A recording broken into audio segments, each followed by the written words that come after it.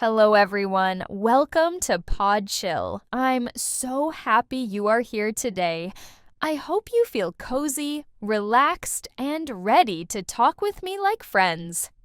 Today, I want to ask you something. Have you ever been happy when you're alone? Have you ever felt sad just because you have no one beside you? Many people think happiness comes from friends, from a partner, or from always being around other people. But that's not always true. We're talking about joy in a different way, the kind you find when you're on your own. You might think being alone is boring, not fun, or sometimes even a little lonely. Today, we will explore why that happens and how to turn it into something positive. Then you will also know how to be your own best friend. This skill can make you stronger, freer, and more real. So let's start. Sometimes life asks you to do things by yourself. A new job can feel strange because everything is new. Moving to another city can make you feel far from home. Studying in another country can make the mornings feel very quiet. When a relationship ends or a friend slowly leaves, the silence can feel heavy. These are not failures, they are just changes. In these moments, you may feel small and unsure. That feeling is normal. No one can stay with you all the time. People have their own life and their own problems. Even the people who love you need time for themselves. This does not mean they do not care. It only means life is busy for everyone. When you accept this, being alone becomes easier. Alone time becomes a chance to learn and hear your own voice. You start to trust yourself and make small choices for your growth. Slowly, you learn to stand on your own and feel safe. The hard part is not being alone. The hard part is feeling afraid of being alone. Sometimes we try to fix the empty feeling by being busy with people. You may join groups, go to parties, or stay with a partner to avoid quiet moments. Being with people or making noise does not always make the empty feeling go away. Have you ever been in a room full of laughter and still felt empty?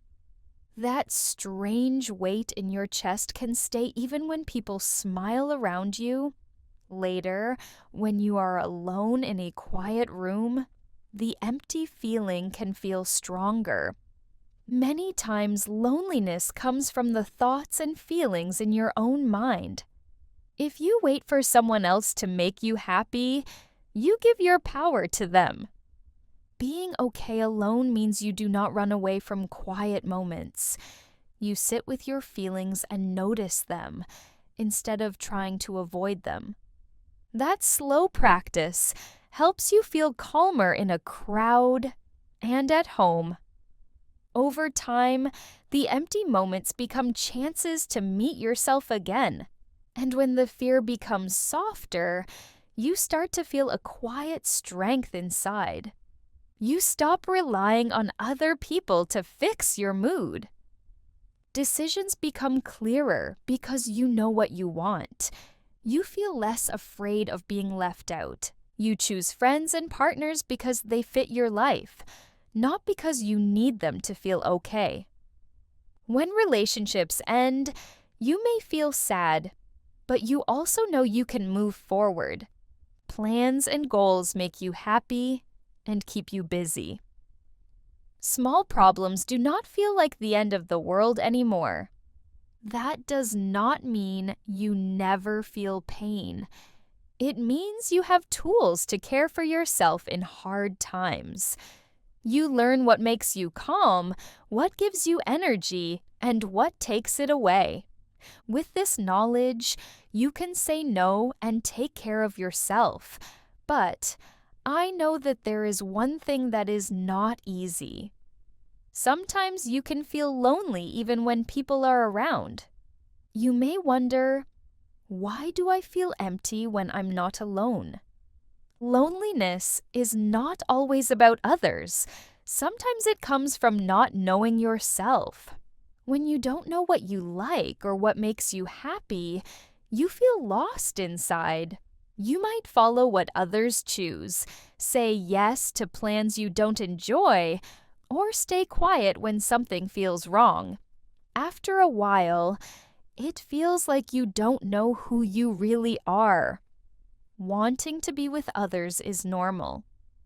We text, call, or make plans when we feel bored or sad. If you depend on people to feel happy, it does not help. When they leave, the quiet feels bigger. Sitting with yourself, even for a few minutes, helps you notice your feelings. You may see you need rest, or notice emotions you ignored, or give yourself the kindness you always want. This makes being alone feel easier and safer. Comparing yourself to others can make loneliness worse. Social media shows happy pictures, fun trips, or couples smiling, but you don't see their hard days, stress, or sadness. Everyone has problems that others don't see. When you think about your own life and the calm you make, your heart feels better. Many people think happiness comes from others, but true happiness starts inside you. Others can bring joy, but they cannot create it for you. When you enjoy life by yourself first, you feel more peaceful. Others can add to your happiness, but they are not the source. So if you feel lonely sometimes, it is okay. It is a sign to connect with yourself, see what you need, and feel okay alone. Now, let's think about a different way to see being alone. Being alone does not always mean being lonely. It means you are just by yourself. Feeling lonely is different. It is when you feel sad or empty inside. You can be alone and feel calm, safe, or even happy. Sometimes people feel lonely in a crowd, and sometimes they feel peaceful when they are alone. Spending time with yourself helps you notice your own thoughts and feelings. Being alone does not have to be boring. It can be calm, gentle, and full of small joys. Feeling this calm can help you see that being alone is also a chance to grow. Alone time gives you space to think and understand yourself better. You can listen to your feelings and see what makes you happy or sad. It is a chance to heal old worries and let go of things that hold you back. Being alone also helps you find your own path, your goals, and what matters most. Quiet moments teach patience, respect for yourself, and confidence. Alone time is not empty. It is time to grow, learn, and become stronger inside. And when you grow like this, you see something important. Real happiness comes from inside, not from others. True happiness starts inside you. Other people can make you happy for a short time, like laughing with friends or sharing a meal. But real joy comes from yourself. When you feel calm and safe alone, you can enjoy life even without anyone around. You can still spend time with friends or family, but you don't need them to feel complete. Being with others becomes a choice, not something you need. This helps you feel strong, free, and calm. When you feel this, loneliness loses its power, and being alone can feel strong and even joyful. You start learning to take care of your own heart. This is where becoming your own best friend really starts. The first step is simple. Learn to enjoy being with yourself. Spending time on things that feel real to you helps your mind feel calm. When you let yourself relax without feeling guilty, you see that being alone can feel warm, not cold. Think of it like a little date with yourself. Slow, gentle, and comforting. In these quiet moments, something else happens. You start to see your own worth. You start to see the strengths you usually forget about, the effort you usually don't notice, and the gentle part of you that deserves care. This is when confidence begins to grow, slowly and quietly. This is where solo dates make a big difference. Go to a cafe alone, watch a movie by yourself, take a walk, visit the beach, or enjoy a meal alone. These moments show you that joy does not need anyone's permission.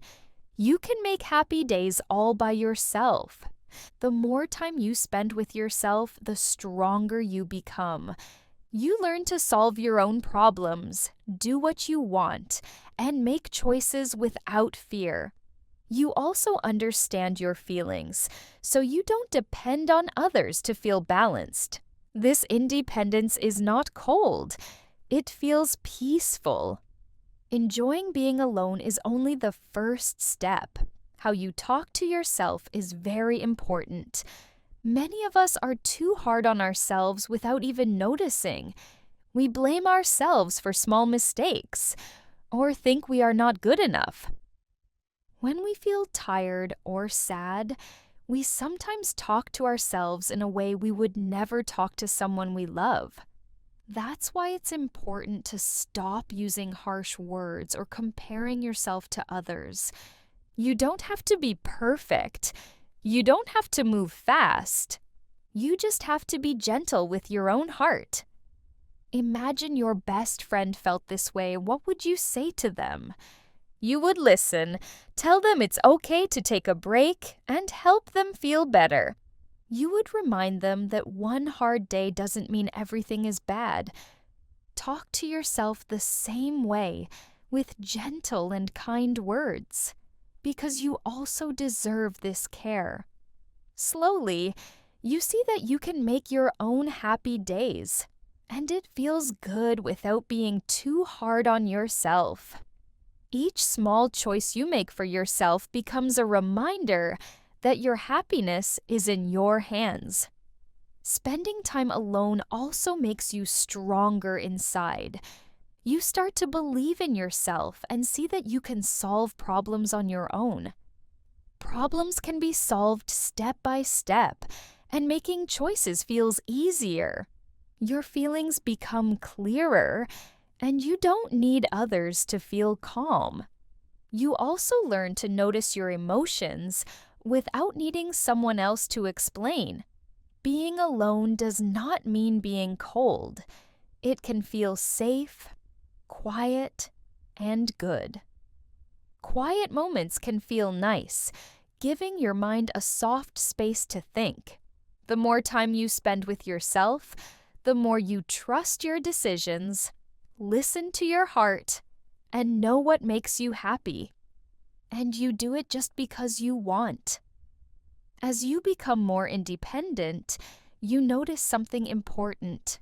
You don't need others to tell you your value. Stop waiting for praise to feel proud. Tell yourself, I tried. I improved. I deserve good things. These small words help your heart feel steady and strong. Learning to value yourself also helps you notice your feelings more clearly. Ask yourself, why am I sad? Why am I worried? What hurts me? Write your thoughts in a journal. Let your feelings speak instead of running away from them. Understanding your emotions helps you care for yourself like a true friend would. Moreover, Paying attention to your feelings makes it easier to hear your inner voice. You begin to see what feels good and what does not. You notice what makes you happy, what makes you feel uncomfortable, and what makes you tired. When you understand this, it is easier to say no to things that are not good for you. You can set limits to protect your time, your energy, and your calm. Your inner voice becomes a quiet guide. It helps you make choices that keep you safe and steady. Knowing yourself also means celebrating yourself. You can buy a small cake, write down your achievements, or make a list of all the steps you have done. Every small win is important. These moments show how much you grow and that your effort matters. You deserve to celebrate, even if you are the only one clapping. This is how being with yourself can feel happy, calm, and full of care for yourself. You deserve to be happy, even if you are the only one cheering. With this quiet confidence, your daily habits start to change. They slowly become small moments that make you feel calm and cared for. A simple routine can make your alone time feel warm and steady. In the morning, small actions can shape your whole day. Doing some light exercise, looking outside, just sitting quietly, or saying one short line to yourself like, "I'm trying and that's okay." At night, making your space calm helps your body relax. Maybe take a warm shower, care for yourself a little, or light a candle to feel safe. Quiet nights stop feeling empty and start feeling like real rest. Once a week, a small reset helps your mind feel clear again. Cleaning your room, planning your week, or writing a few lines about how you feel. Little by little, these routines turn alone time into something steady, cozy, and full of small joys you give to yourself. Spending time alone slowly clears the fog in your mind. You start to see more clearly what you like, what you need, and what feels right when it is quiet around you. Being a little apart from others can calm the fear of losing someone. Instead of holding on because you are scared, your heart learns to stay strong by itself. You stop thinking that you must earn attention. You still enjoy care and love, but your value does not depend on who notices you. Quiet moments start to feel natural. It can also help you remember happy memories, and you can feel grateful for small things in life. Sometimes things in life make you unhappy or tired, and it is possible to start changing them, even when you are alone. Being alone becomes a safe space where you can rest, think, and breathe without pressure. With this calm feeling, you choose your relationships in a new way. You choose to stay close with people who let you be yourself without trying too hard. We are at the end of today's talk. I hope you can see being alone in a new way. Being alone is not something to be scared of. It is a time to meet yourself, understand your feelings, and grow inside. When you learn to be your own best friend, you don't need others to feel happy. You can find peace and real joy inside yourself. Being alone does not mean being lonely. It means you can enjoy your own company and feel strong. Today, try spending some time by yourself. Go to a cafe alone. Take a walk by yourself. Be kind to yourself and notice the small steps you take. Every quiet moment is a gift for you.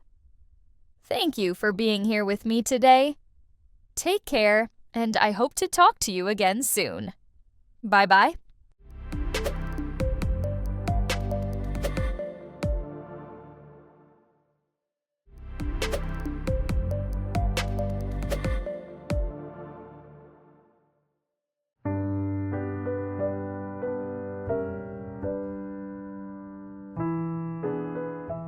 Have you ever found yourself in a situation where things just don't make sense?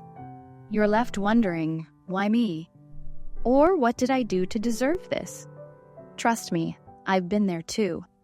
Life can feel like a roller coaster sometimes. All the ups and downs can leave you breathless. We've all heard the saying, everything happens for a reason. But when you're facing a tough time, it can be hard to believe it. But what if, within that struggle, there's a tiny seed of something good, like a hidden wildflower pushing through a crack in the pavement? It might be hard to see at first, but it's there. Finding the silver lining is about searching for that good, even in the tough times. Maybe you lose your job, which feels terrible, but maybe it pushes you to finally pursue that passion project you've been putting off. Life can surprise you in unexpected ways.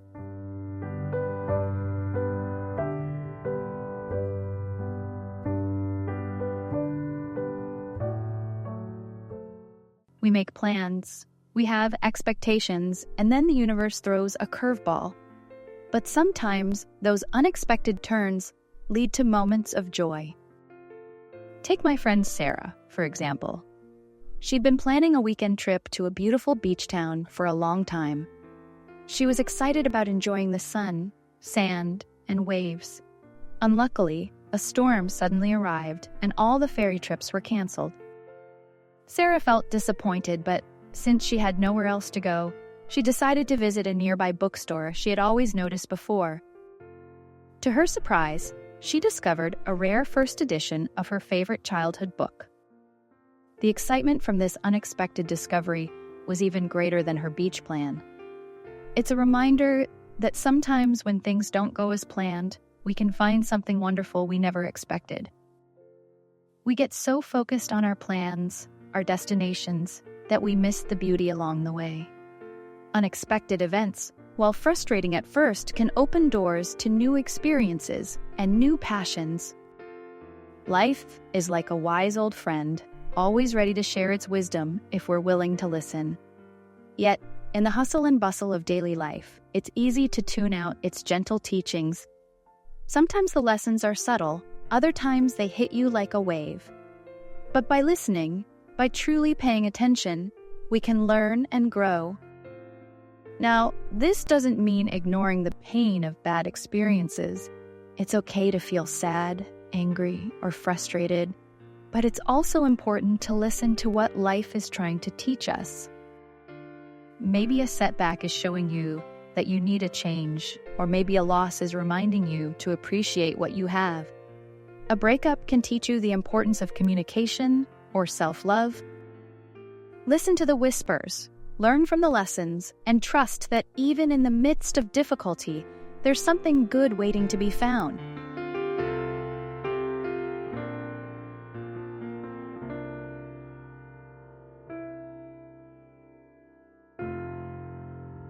Life, like the weather, is full of change. There will be sunny days filled with laughter, and there will be stormy nights filled with tears. It's during those dark nights, when you feel lost and broken, that focusing on gratitude can be the most challenging, yet the most healing act. Think about it this way. When you've been injured, your body goes through a process of healing. It repairs itself, builds scar tissue, and becomes stronger at the point of injury. Our hearts heal in a similar way. Practicing gratitude, even for the small things that brought joy before the storm, becomes the medicine that nourishes your spirit and helps you rebuild. So, the next time you find yourself facing a storm, take a deep breath and try this. Look for one thing, any one thing that you can be grateful for. It might be as simple as the warmth of the sun on your skin or the taste of your favorite tea. By focusing on gratitude, you begin the healing process, bit by bit. You remind yourself that there is still goodness in the world and that you are strong enough to face any storm.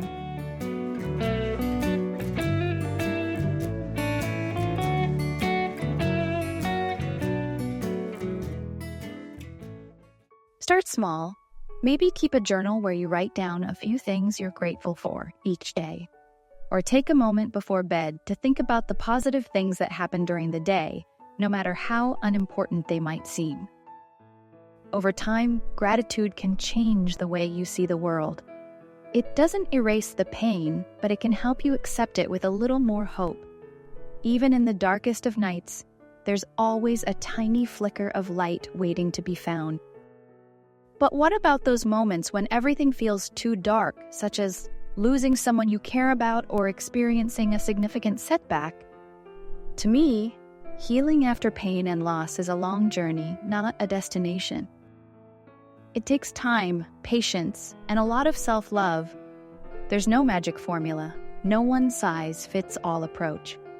But there are ways to navigate the journey a little less alone. Now let's talk about acceptance.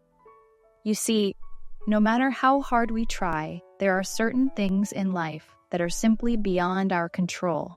And I think it's in those moments of surrender that we can find true peace. Acceptance doesn't mean we're giving up or just letting things happen to us. It's about letting go of the need to control every aspect of our lives and trusting that there's a greater plan at work. It means recognizing how things really are and finding the courage to keep going, even when things are tough. In my own journey, I've learned that acceptance isn't always easy. It means being humble, patient, and open to things we don't know. But the good things that come from it are priceless.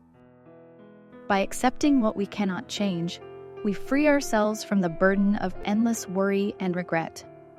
We open ourselves up to new possibilities for growth. Remember, even in the midst of challenges, there are lessons to be learned, hidden gems to discover, and a story waiting to be written. We never know what life has to offer. So hold on tight, friends, and trust that everything happens for a reason.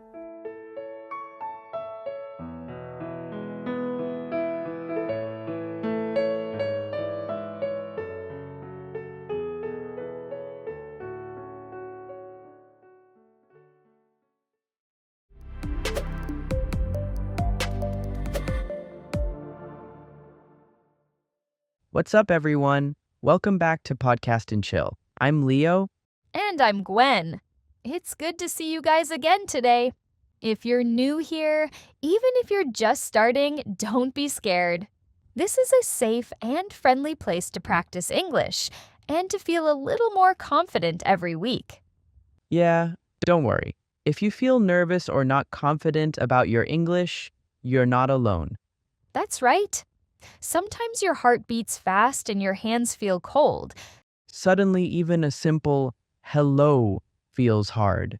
It's like your brain says, "Nope, not today." And that feeling has a simple name: social anxiety. In today's episode, we'll talk about why it happens and what you can do to feel less embarrassed or overwhelmed when speaking. So please don't go anywhere. What we have for you today is really helpful. If you stay until the end, you'll get a special vocabulary section and a free PDF. Now, let's start by understanding what social anxiety really means. Gwen, you're good at explaining things. So can you tell us in simple words, what is social anxiety? Of course, Leo. I can try. To make it simple, we can break social anxiety into two words. Social means something you do with other people, such as talking to friends. That's a social thing. And anxiety is a strong feeling of worry or stress. So when we put them together, social anxiety is when other people make you feel stressed? Close. Social anxiety is when you feel anxious about talking to new people or in a new place. That sounds familiar. Oh, wait. That is me. You, Leo? The guy who tells a joke every 5 minutes? Nah. In real life, especially when I'm speaking another language to other people, it's like my brain just forgets everything. The words run away and they don't even say goodbye. Because when social anxiety happens, your body changes before your mind understands what's happening. Ugh, tell me about it. My ears get really hot. Your heart beats faster, your hands get cold or sweaty. Your mind becomes too full and you feel overwhelmed. Completely overwhelmed. And then, even simple sentences feel difficult to say. Yeah, my mouth opens, but no sound comes out. Just nothing. And in those moments, you might start thinking, I will say something wrong, or they will laugh at me. Even if it's not true, your brain creates this fear. But why do we feel this way, Gwen? Is there something wrong with us? Absolutely nothing is wrong with us.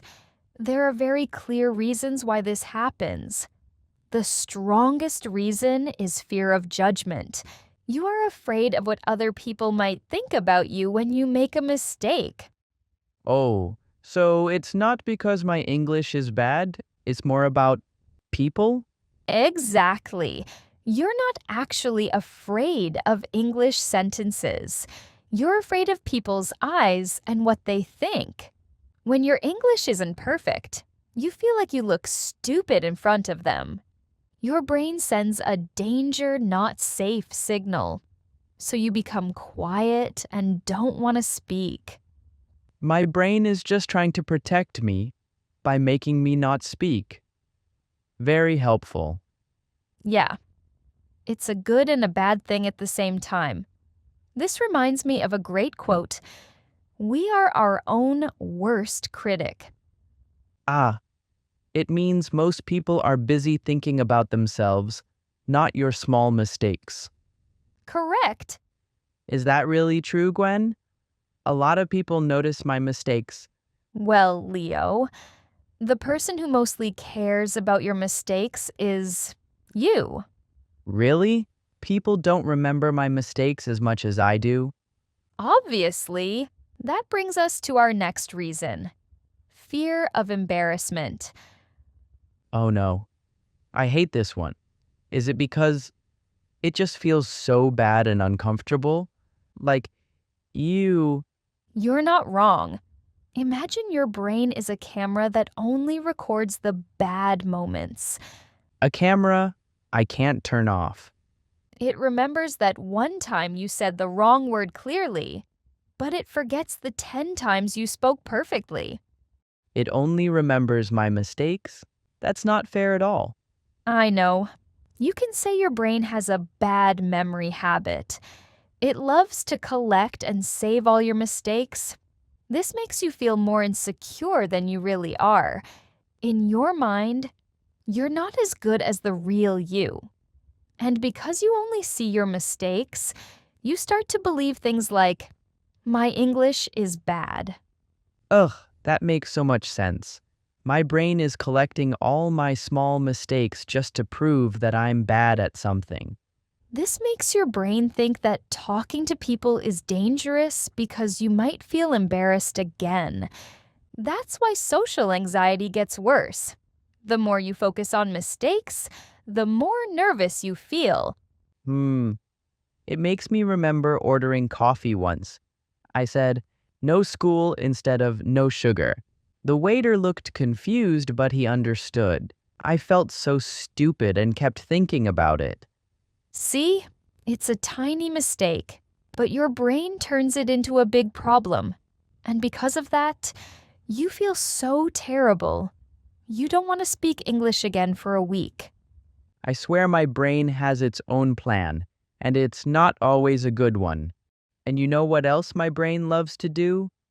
It loves to compare me to everyone else. Ah, that's a perfect way to put it, Leo, which is exactly our next reason. This comparison makes you feel less than other people. Less than? You mean I'm not good enough? Yep. You know the feeling? Like when you see a friend cook amazing food, but you're still learning how to cook an egg. And a small voice in my head says, my food will never look that good. Yeah, when you speak English, it's the same. That voice whispers, I will never be that good. Right. Talking to a native speaker makes me feel almost like a 5-year-old baby. It makes me self-conscious and insecure. That's the social comparison effect. It means you compare yourself to people who are better and you feel insecure. And of course, this feeling makes your social anxiety stronger. Great. My brain loves to collect my mistakes and compares me to others. I'm not gonna lie, that's a lot of work for a brain. It is. With all that comparing and worrying, your brain gets overloaded, which means too much information at the same time. Let me guess. Our brain is like a computer that opens too many tabs, then it gets slow and lagging? You're right, Leo. When speaking English, your brain is trying to remember everything: words, grammar, sounds, the conversation, people. Too many things are happening. And if you add fear of judgment, comparison, embarrassment, it becomes too much. Then just like that, my brain stops working. Bye-bye, I'm gonna shut down now. Yeah, that stop moment when you can't speak is not because you're stupid.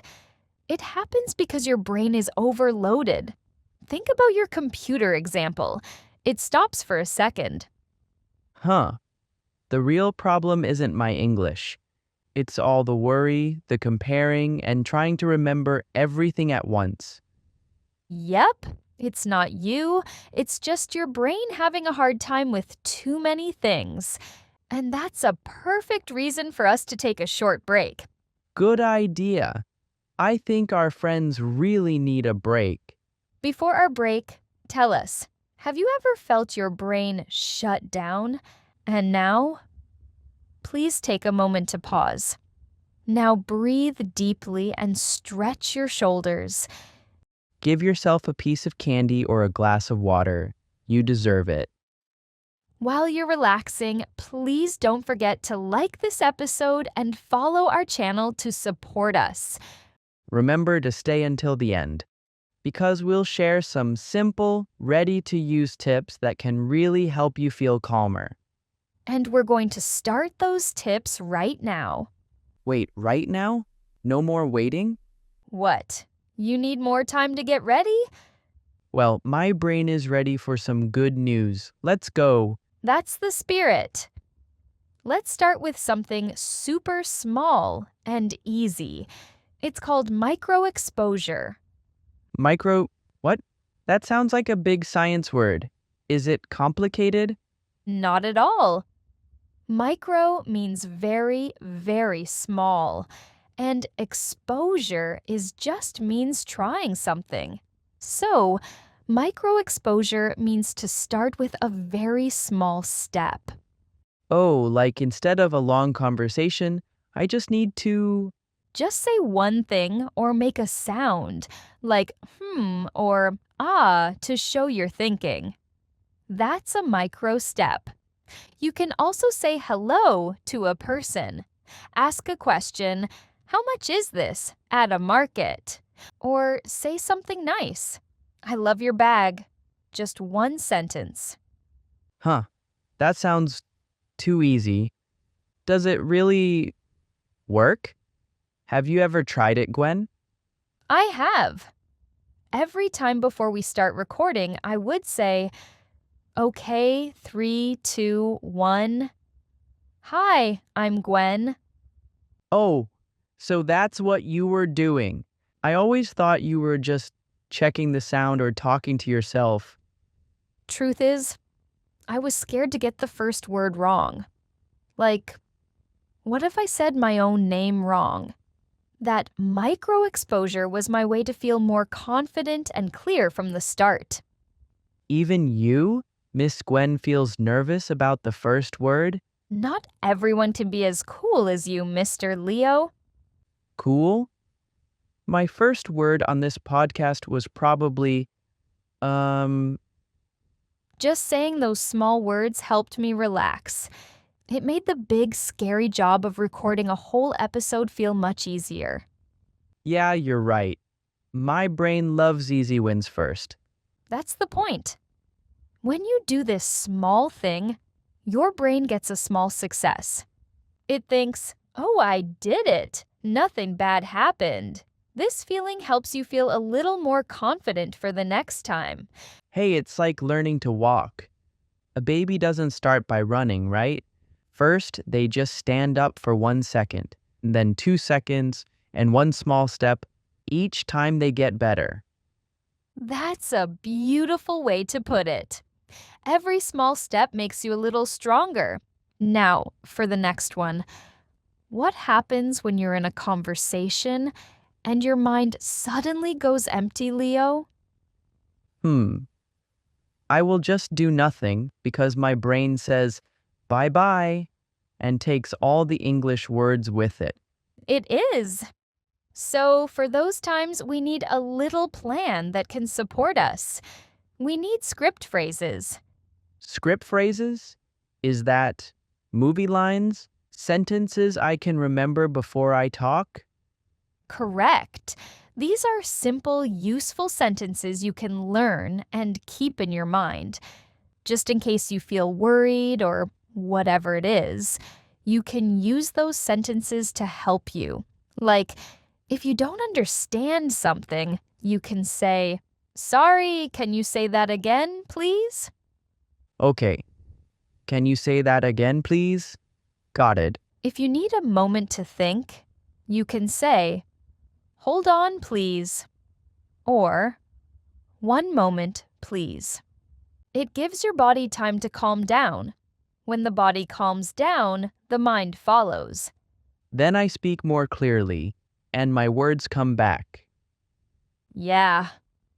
My favorite line is, "I'm learning. Could you please speak slowly?" This sentence works as a key. It opens the door for the other person to help you, and it takes away all the stress of being perfect.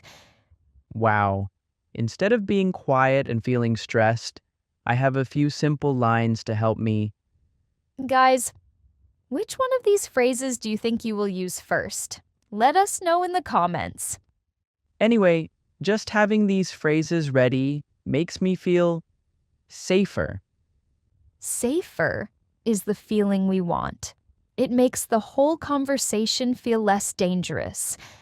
And guess what? We have one more tip to help you feel that way, and it doesn't need any words at all. What? Seriously? Then how can we talk to people? Just look people straight in the eyes? No, Leo, you will scare people away.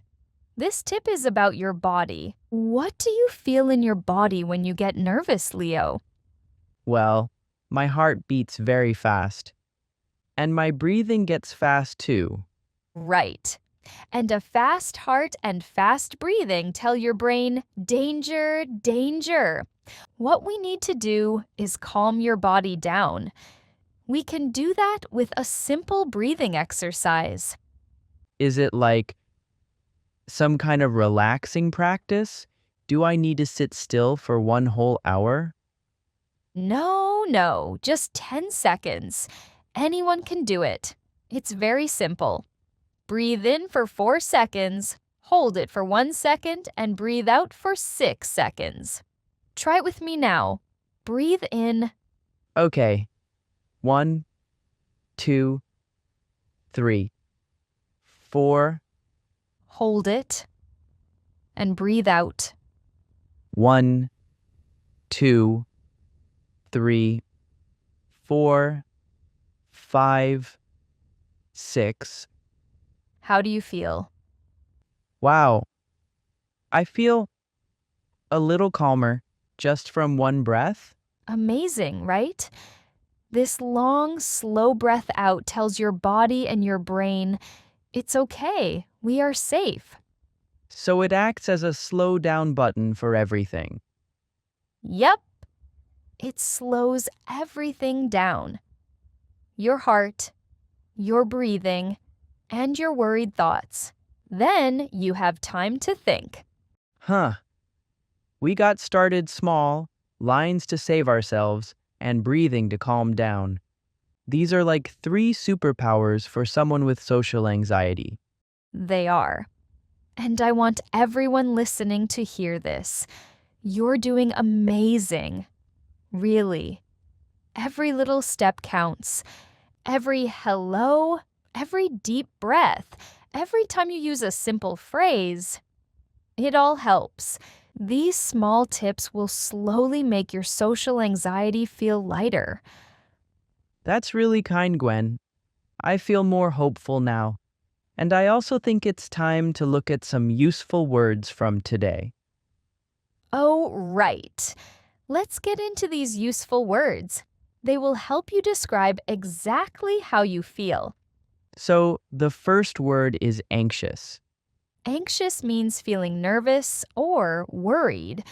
When you're anxious, you feel uncomfortable, and it's hard to relax. For example, I feel anxious before speaking English. The second word is embarrassed. It means you feel shy and want to hide because you did something wrong. Example, I felt embarrassed when I said the wrong word. Next is insecure. Insecure means you don't feel confident about yourself. You think you are not good enough. Example, she feels insecure when she sees other people do things better than her. Continue with overwhelmed. It means feeling like everything is too much. You can't handle it all. For example, she felt overwhelmed on her first day in a new English class. The last word is self-conscious. Self-conscious means you're always thinking about how you look or sound to others. Example, I feel self-conscious when many people look at me. And that's all 5 important words for today. If you want, you can replay this episode from the beginning to understand everything even better. Do that, please. But whatever you do, don't skip the very end, because the end is where we say thank you and goodbye. Maybe share a little secret for next time. Thank you so much for learning with us and for staying until the end. You've just taken another small step to feel more confident.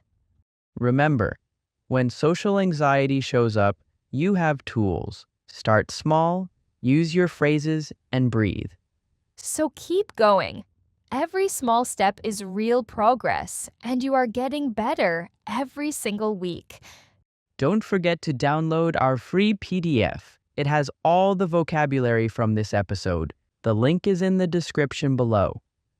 If this helped, please like, subscribe, and comment below. Tell us one moment you want to feel less nervous. We love hearing from you, and we might answer your question next time. Thanks for listening to Podcast and Chill. This is Leo. And this is Gwen. We will see you in the next episode. Peace out.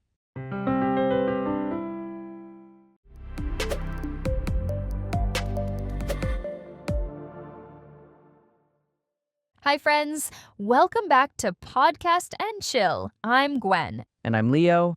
Good to have you here. So, Leo, we're almost at the end of 2025. How are you feeling? Honestly, a bit tired. This year went by so fast. Right? It's crazy. But you know what? I think it's a good time to look back, think about what we learned. Yeah, for sure. I made some mistakes this year, but I also learned a lot. Same here. And I think a lot of people feel the same way. We're all trying to be better, but sometimes we just don't know how. Exactly. I really want to figure out how not to repeat the same mistakes next year. That's exactly what we're doing in today's episode. We're talking about 10 things we learned in 2025. Things we learned from our mistakes. These 10 lessons are simple but very useful. They'll help you and me become better next year. And you know what else can help you? Our PDF with today's transcript, vocabulary, and exercises. You can find the PDF's link in the description box below. Ready? Let's chill and learn. Here we go. The first lesson I want to talk about is about the content we read or watch. It's really important to choose the right one.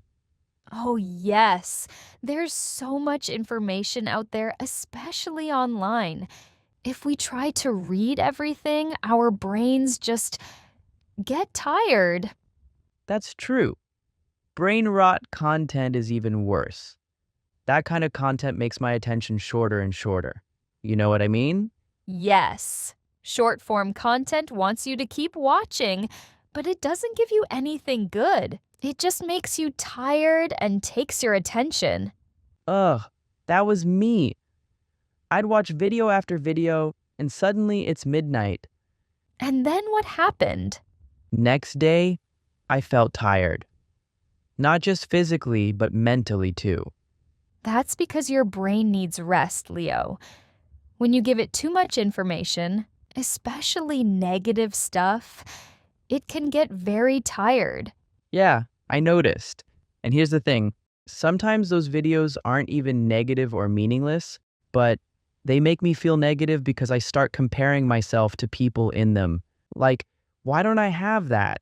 Why am I not doing that? I get it. That's another danger of being online too much. So now that you know the problem, what did you learn? I'm more careful about what I watch now. I only watch or read things that are good for me. How do you decide if something's good for you?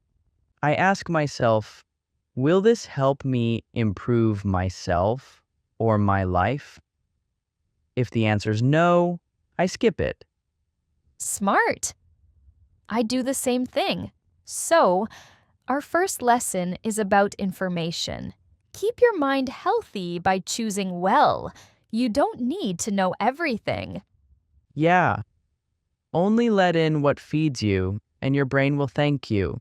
Speaking of healthy, let's talk about health in general. We all know health is important, Gwen. Do you really? Because you still stay up late every night working. Ugh, I don't want to, but I need to finish my work. That's how I earn money. We all need money to live well, don't we? True, work and money are important. But your health? Even more important. I mean, I think they're equally important. Think about it this way.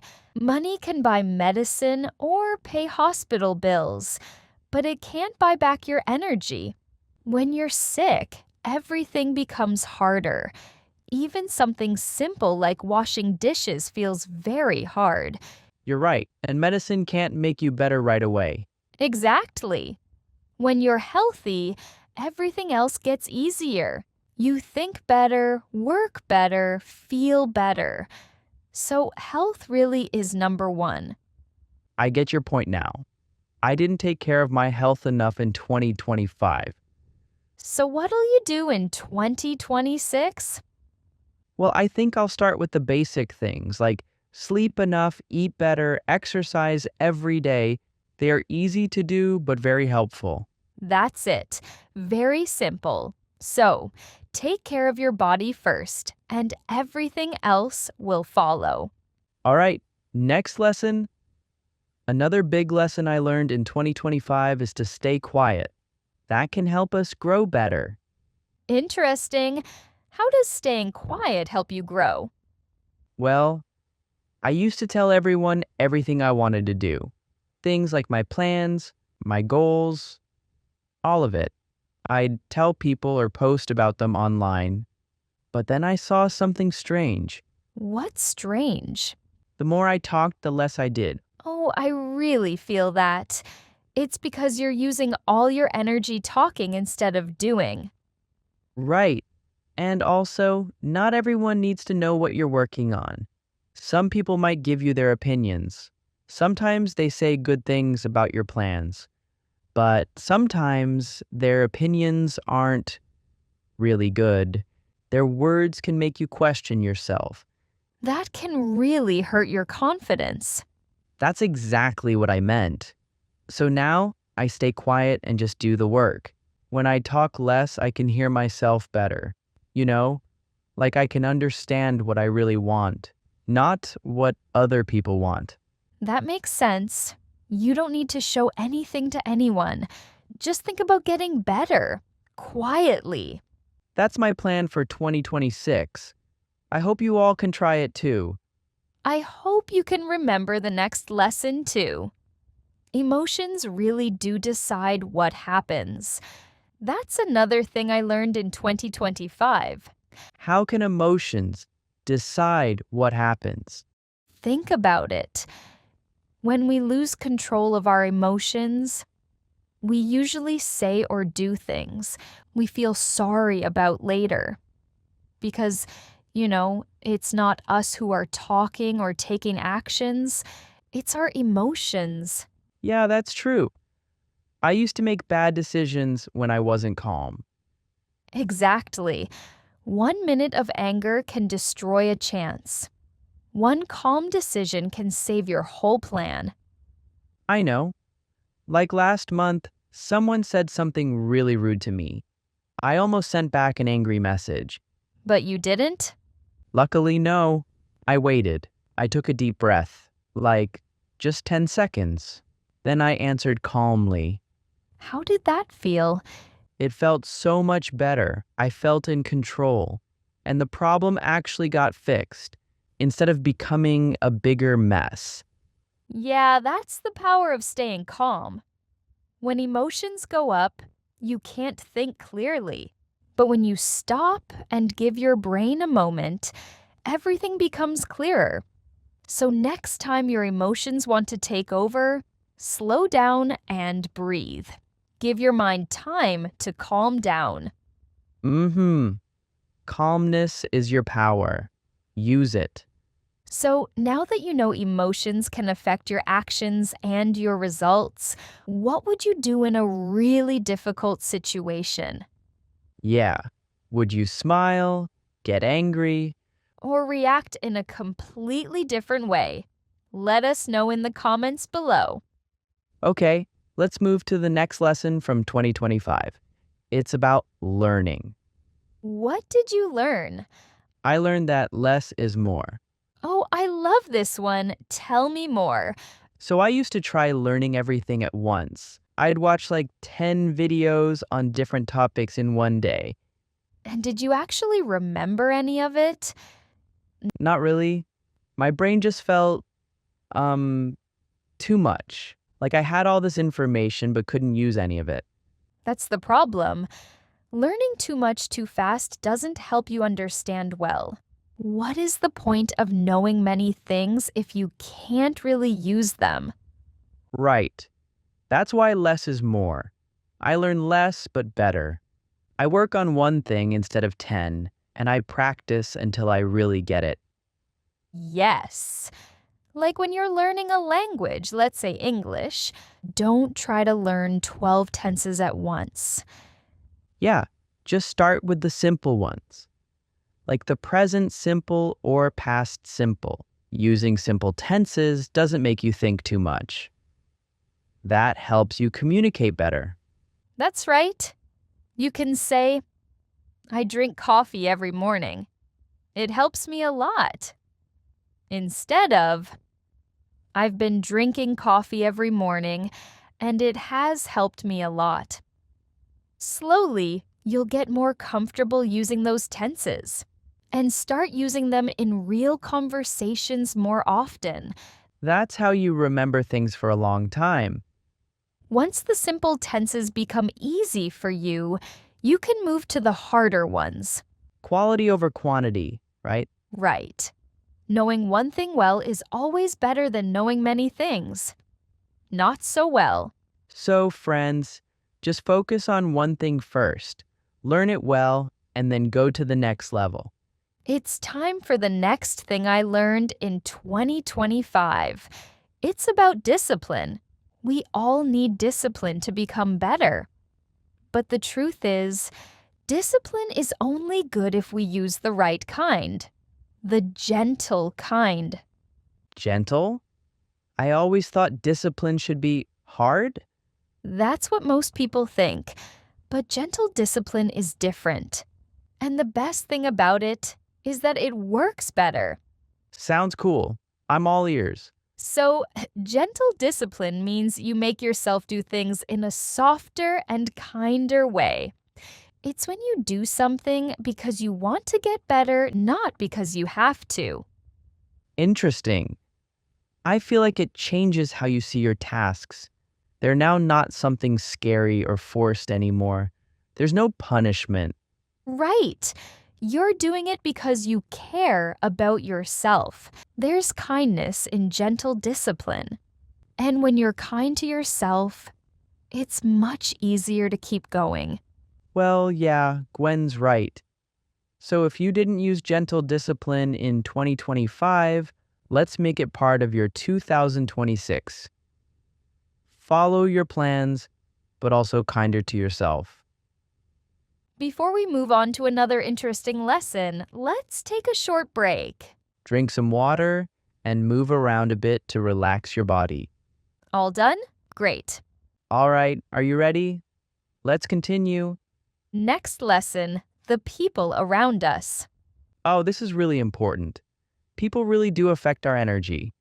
Yeah, some people take away your energy just by sitting next to you.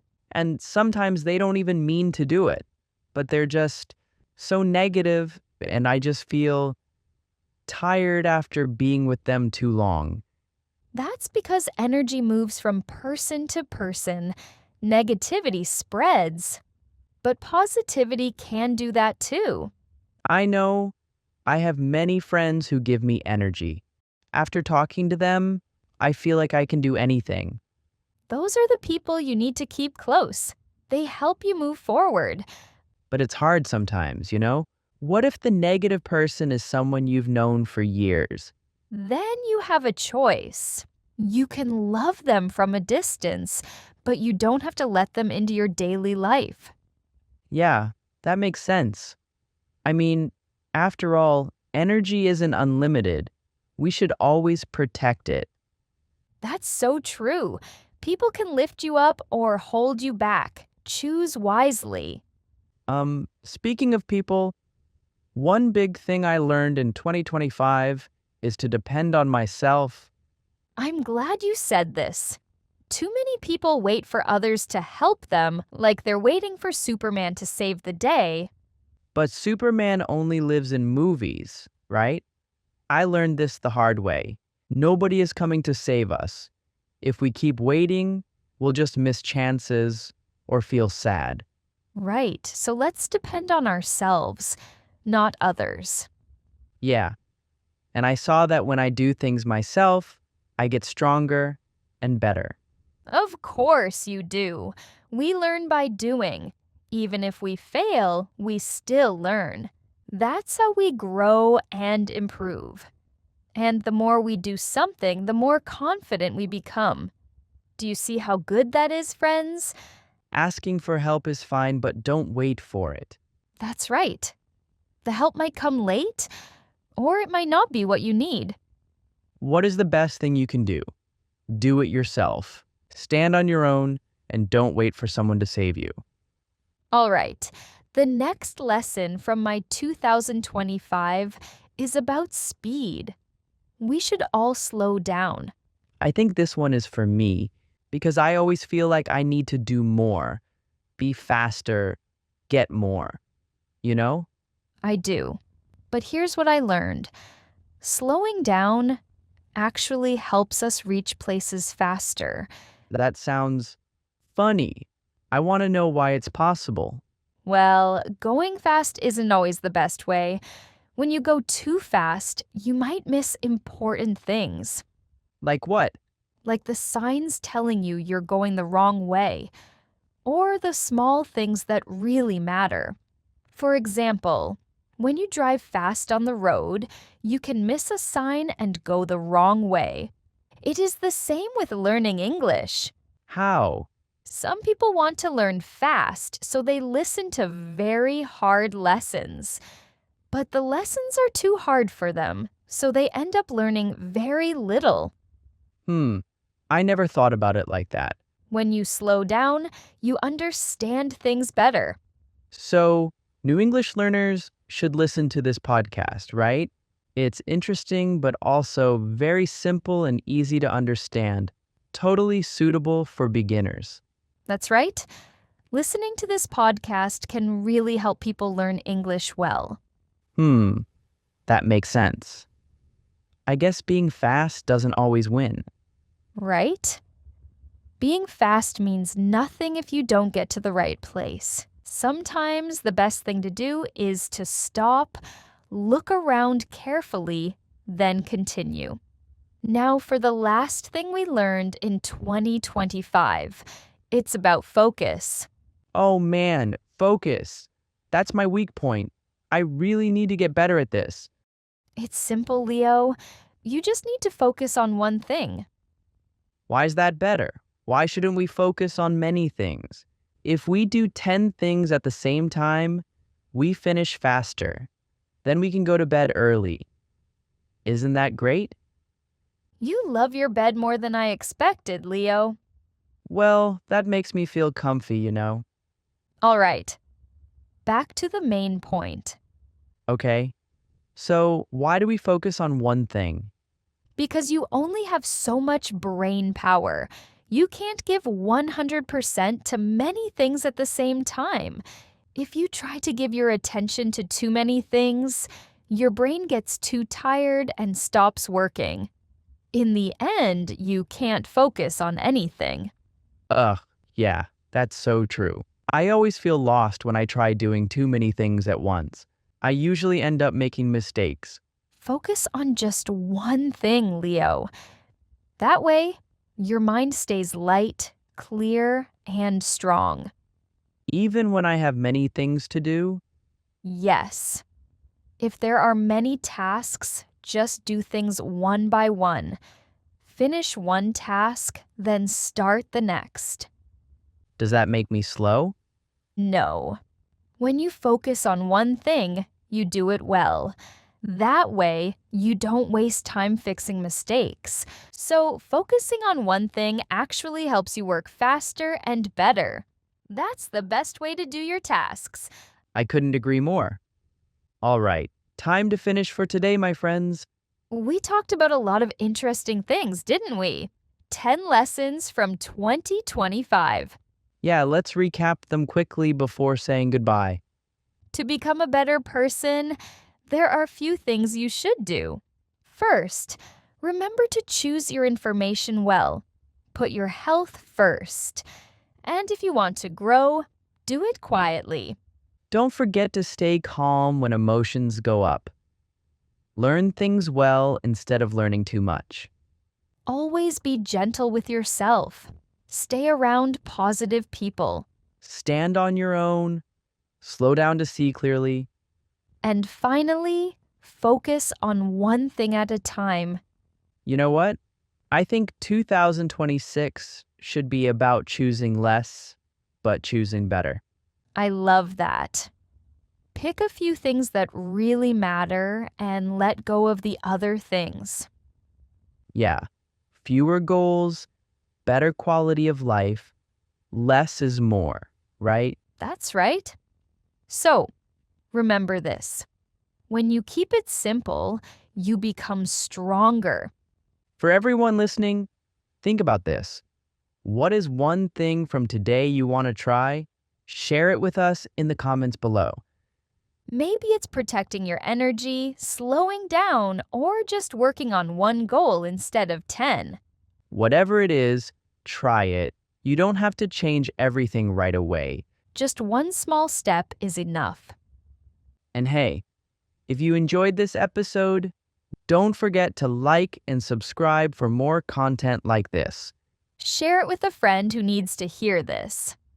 Yeah, we're all in this together, trying to get better. Thanks for listening, everyone. This is Podcast and Chill. I'm Gwen. And I'm Leo. See you next time.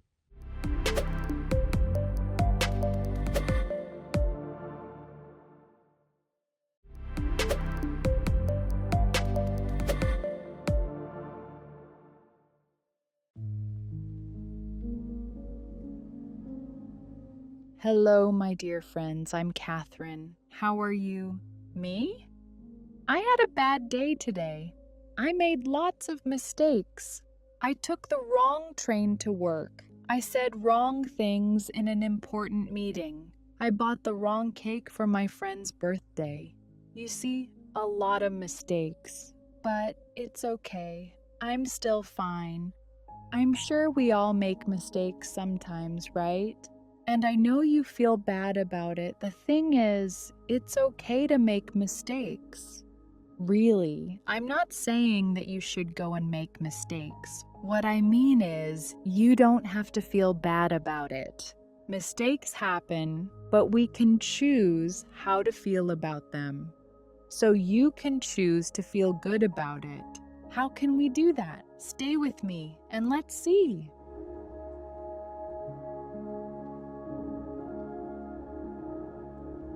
What is a mistake? It's when you do something and the result is not good. Maybe you spilled coffee on your shirt. Maybe you forgot your keys. Maybe you said the wrong word in English. It makes you feel bad. I know that feeling. Why? Because I make mistakes too. In fact, everybody makes mistakes. You make them, your parents make them, your friends make them, your teachers make them, your bosses make them. Even the best people in the world make mistakes. It's just a part of being human. We are human, so we make mistakes, right? You must accept that we are not perfect. Nobody is. Perfect people don't exist. Everyone has problems. That doesn't mean people are not important. In fact, problems help us grow.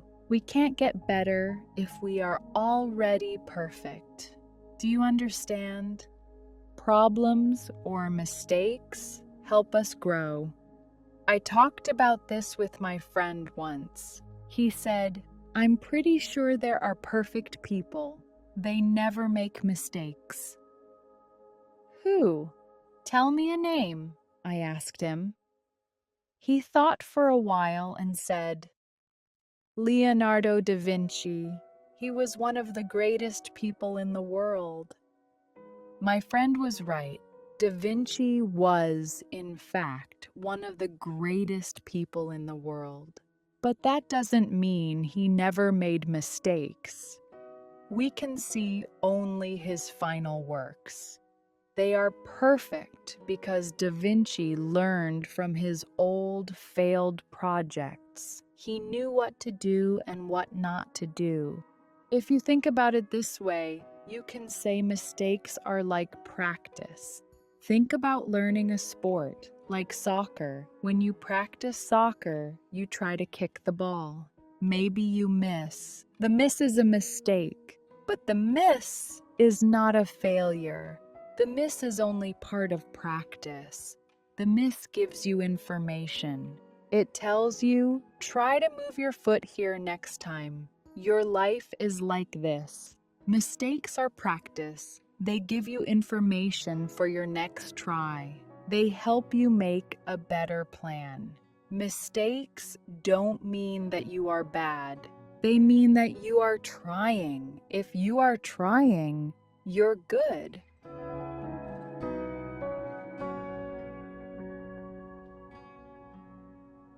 So, if mistakes are good, why don't they make us feel happy? That's a good question, my friends. The truth is, the lesson from a mistake is good, but the result of a mistake can be bad. And that is what makes us feel bad. We can learn from mistakes, and that makes us grow.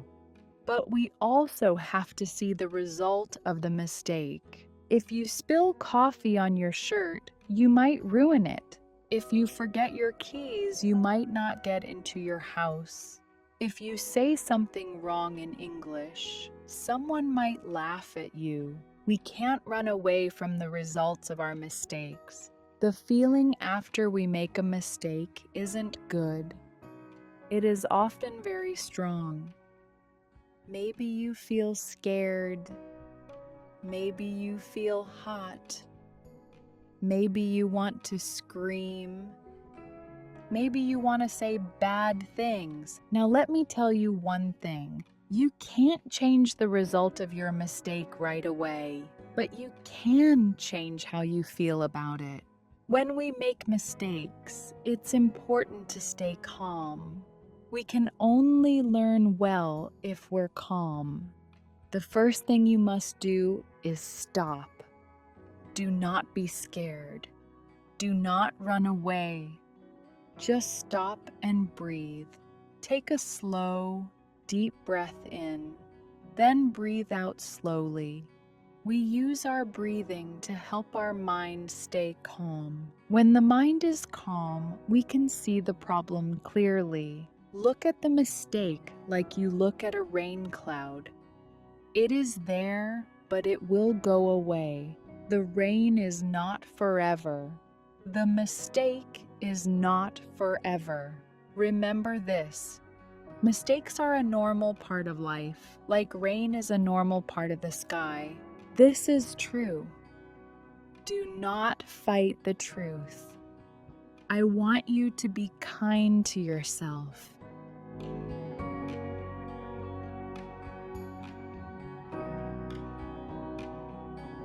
Think about your best friend. Your friend calls you and says, "I made a big mistake at work today." What do you say? Do you shout at them? Do you say, "You are stupid"? No. You say, "It's okay. I'm sorry that happened. How can I help? You are a good person. You are gentle. You are kind." You must use that same kind voice for yourself. When the mistake happens, you look in the mirror and say, "It's okay. I made a mistake. But I am still a good person. I will learn." When you make a mistake, you feel bad and you feel shame. The shame can stay for a long time. You feel embarrassed. You think everyone is looking at you. You think everyone is talking about your mistake. But I promise you, most people forget your mistakes quickly. They really do. They are busy with their own lives. They have their own problems and their own mistakes. They might think about your mistake for 5 minutes, and then they think about their dinner or their job. Do not carry the heavy feeling of embarrassment for a long time.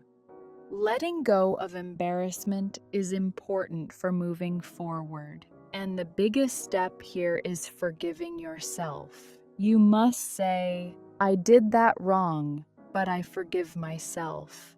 If you hurt someone, you can say sorry to them. But if you keep the mistake inside you, you must say sorry to yourself too. Do not let one small mistake from the past stop your life now. Let it go.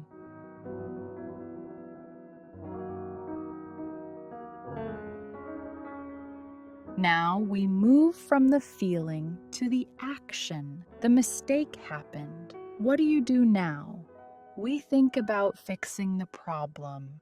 We think about what you can do right now. First, remember that many mistakes are small problems with easy fixes. Sometimes we feel the mistake is very big, like a mountain. But when we look closely, it is only a small rock.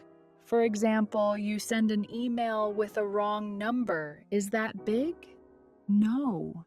You can send a second email and say, "Sorry, my mistake. The correct number is this." Done. It's fixed. The fear of the mistake is often much bigger than the action to fix the mistake. Do not let the big fear stop you from doing the small fix. The goal is to move on quickly.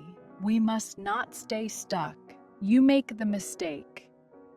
You see the mistake. You fix it. Then you move forward. We have a simple process. You make a mistake, you fix it, and you move on. It is a circle. Do not stay in the mistake part for too long. Do the fix, and then think about the next task. The past is finished. Your job is today. If the mistake is with another person, you must say sorry. Learning to say sorry is a strong and important skill. It doesn't need to be long and difficult. A simple sorry is best. You can say, "I'm sorry for what I did. I made a mistake." That's all. It must be from your heart. A real sorry is enough to fix the problem. It shows the other person you respect them. It closes the mistake. You don't need to punish yourself. You only need to fix the problem. A sorry is to fix things, not to punish yourself. Remember, every mistake is a chance to show your strength. You make a mistake. You feel bad for a short time. You fix the thing and then you stand up again. This is powerful. This is how we become stronger people.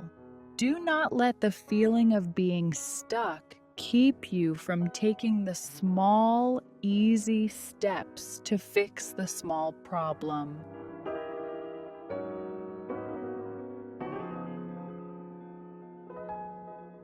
You are in control of your actions. Like I said earlier, mistakes are for learning.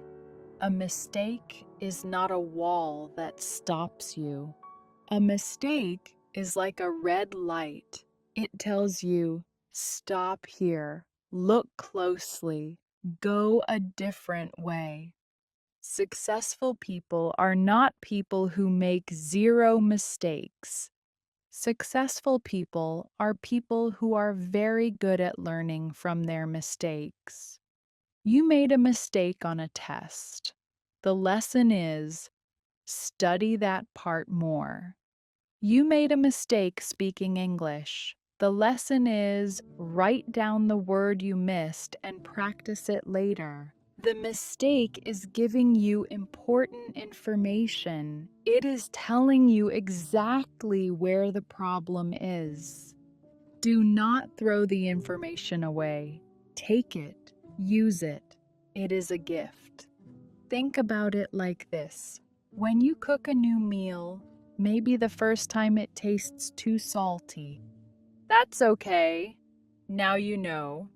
Next time, you use less salt. The mistake helped you. When you learn to ride a bike, you fall down. That's not bad. You learn how to balance better. Every mistake teaches you something new. When you make a mistake, especially a big one or one that happens many times, it is a perfect time to ask for help. Asking for help doesn't mean that you're stupid or you aren't good enough. It's the opposite. It shows you are strong and smart because you want to get better. If you have a broken phone, you go to a repair shop. If you make a mistake, you go to a person who knows how to fix it. You can ask a teacher, a parent, a boss, or a friend. You say, "I did this wrong. Can you show me a better way?" This is a brave and good thing to do. Asking for help is a sign of strength. And let's talk about mistakes that happen again and again. Sometimes you try something new and you fail, and you try it again and you fail in the same way. This is normal. This is called learning through practice. Imagine you are learning to drive a car. The first day, you will probably make many mistakes. Does the teacher say, "Stop, you are bad"? No. The teacher says, "Try again." Many skills only become good after you fail many, many times.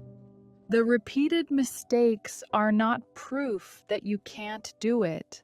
They are proof that you are learning it. You are getting closer every time. Keep going. Do not give up just because the same mistake happens twice.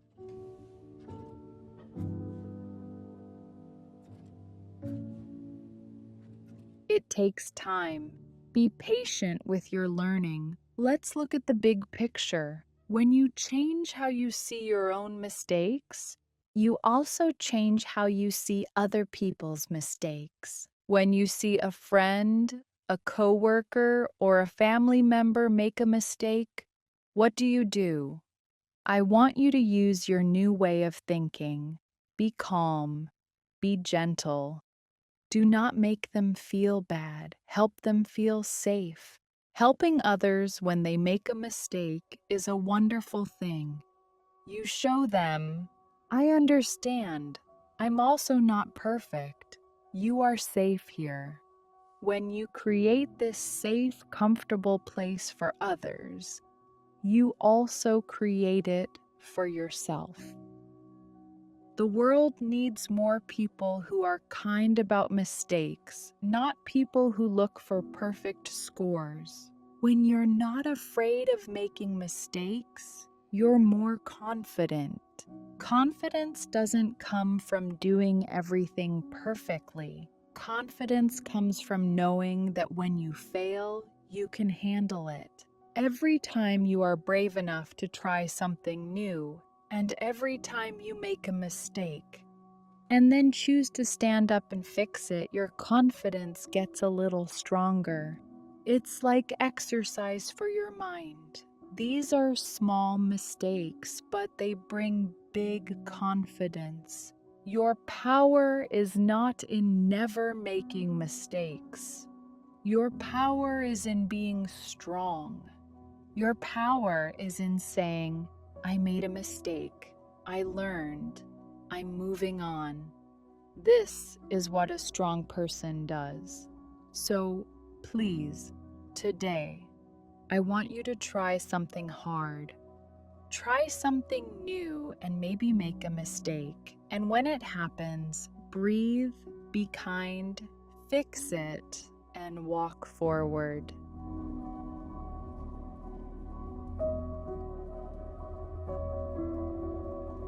Before saying goodbye, I want you to remember this. Please say it after me. It's okay to make mistakes. Yes, that's right. Say it to yourself. Say it to everyone around you. If you make a mistake, stay calm. Accept it. Forgive yourself. Learn from it. Grow from it. Remember why mistakes are important. They show that you're human. They help you become better. They give you information that can help you next time. When you wake up tomorrow morning, remember this lesson. You are not perfect, and that is good. You are learning, and that is wonderful. Every day is a new chance to try again. Every day is a new start. Be kind to yourself today. Be kind to yourself tomorrow. Be kind to yourself always. I hope today's talk helps you feel lighter and stronger. I hope you take these ideas with you every day. Thank you, my dear friends, for staying with me today. Take care of yourself. Be gentle with your heart. I'll see you again soon.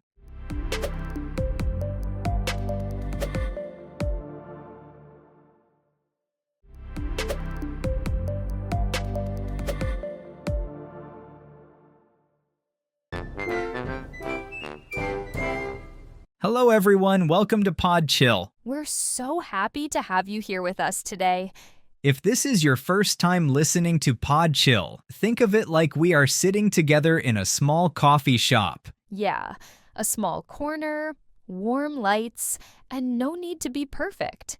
Here, it's just you, me, and Gwen. Everything is very relaxed. And today, We want to talk about something everyone has experienced. Something that can make your heart feel tired faster than running. Right.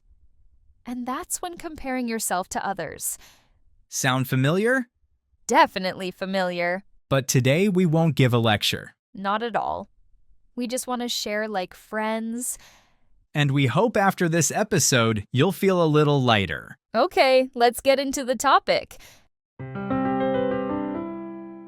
Well, Gwen, do you believe that a few minutes on your phone can change your mood? What are you talking about? I'm talking about how people compare themselves to others online. I mean how we sometimes start looking at other people's lives online and feel like our life is not enough. Oh, about that, I believe. People often feel others' lives are better after seeing them on social media. Yes, like someone online got a big achievement, maybe a promotion, a popular project, or even just what looks like a perfect life in their highlight reel. Right. And that highlight reel shows only the shiny parts. That is the trick. You are comparing your normal life with the best moments they show. So you ask yourself, if I had that, would I be really happy? That is the hard question. Sometimes we do not want a big success. We just see the shine from far away. Oh, it is like watching a movie trailer and thinking you want the whole life it shows, but you do not know the full story yet. That is why comparison comes quietly. It makes you forget that your life has important moments too, even if they are quiet or slow. Your life has its own bright moments, its own problems, its own wins. No video can show the full story of your life. So when you feel the need to compare, take a deep breath. See the trap, and remember your own journey is important. Yes, the best moments they show look shiny, but your real life is more important with both good and hard times. But I feel that after dealing with many things in life, people forget what is behind a smile. Yes, I see that too. When we compare, we only see the bright part. Exactly. We do not see the hard work, the late nights, or the small steps someone took. That is why comparison can hurt. It does not see your heart or your effort. Right? It only shows the best moments. It makes you follow a shadow. And following a shadow is always tiring. It does not make you stronger. You did not see the hours they spent practicing or the times they wanted to stop. That is the point. Comparison does not see all small, hard times. It only shows the bright moments. Then we think we are not enough. Yes, like we must reach that bright thing to be happy. But happiness does not come from only bright moments. It comes from effort too. I'm pretty sure my mom would totally agree with that. Back then, my mom was compared to other kids a lot, but she didn't care. That already shows your mom has a strong personality. Yeah, something like that. But she really believed in herself and did her best. At that time, she always told herself, look at your own steps, your own work. Wow, your mom is amazing. That is a good idea. Sometimes talking with a friend helps too. Yes, a friend can comfort you and make you feel really calm inside. Because real love sees the heart, not only the shine. Comparison does the opposite. It makes your heart heavy. So when you see it, stop for a moment and breathe. Think about your own effort, your own wins. Those are real, even if quiet. They are yours, not someone else's best moments. Only we can understand the moments inside ourselves. And here is the thing. Every journey has its hidden chapters. Hidden chapters? That sounds magical. I like that. Tell me more. These are just the parts of life people do not show. Those are the days they had problems, the nights they felt tired or unsure, the times they almost gave up. Oh, so while we see there the best and shiny moments they show, we don't see all the steps, the mistakes, and the effort behind it. You know, the parts that look perfect to everyone almost cover that. That makes a lot of sense. I remember my friend posting about their trip around the world. And it looked perfect on Instagram. Exactly. But I didn't know they had worked extra hours for months to save money. And they probably were very tired at times, right? Yes, completely. But on the outside, it looks like a perfect life. That's why comparison tricks us. We forget that every life has parts we cannot see. And honestly, we cannot understand all someone else's hidden chapters. So thinking too much about other people's lives, it just wastes our energy. Much better to focus on our own hidden chapters, the effort and challenges we face every day. Yes, even if nobody sees them, they shape us. And those hidden chapters are what make our story real and strong. So, whenever you feel pulled into comparing, remember hidden chapters exist for everyone. Exactly. That's a good way to start appreciating your own journey more. And it gives us a natural step into the next thought, how we often measure ourselves unfairly. True. Wow, Gwen, I feel like our chat is making me think a lot. Me too. And maybe our friends need a small pause to breathe. That's a good idea. Let's take a little break. Yes, stretch a bit, relax your shoulders, maybe get a drink. And don't forget, if you like this episode, hit like and subscribe. It really helps us keep making these chill talks. Also, check the PDF tag on the right. You can go there to get the transcript and follow along. Okay, deep breath. Feel a little lighter? I hope so. And now, let's get back to the conversation. Right. Before the break, we talked about hidden chapters. Yes, those unseen moments that make everyone's story real. But here is the hard part. After seeing other people's shiny moments, we often compare ourselves in a wrong way. That is true. Everyone. We see our messy middle, the small problems we have every day, and compare them with someone else's success. But nobody sees the hard work, the mistakes, or the stress they had. And if we try to get the same results, we often feel unhappy.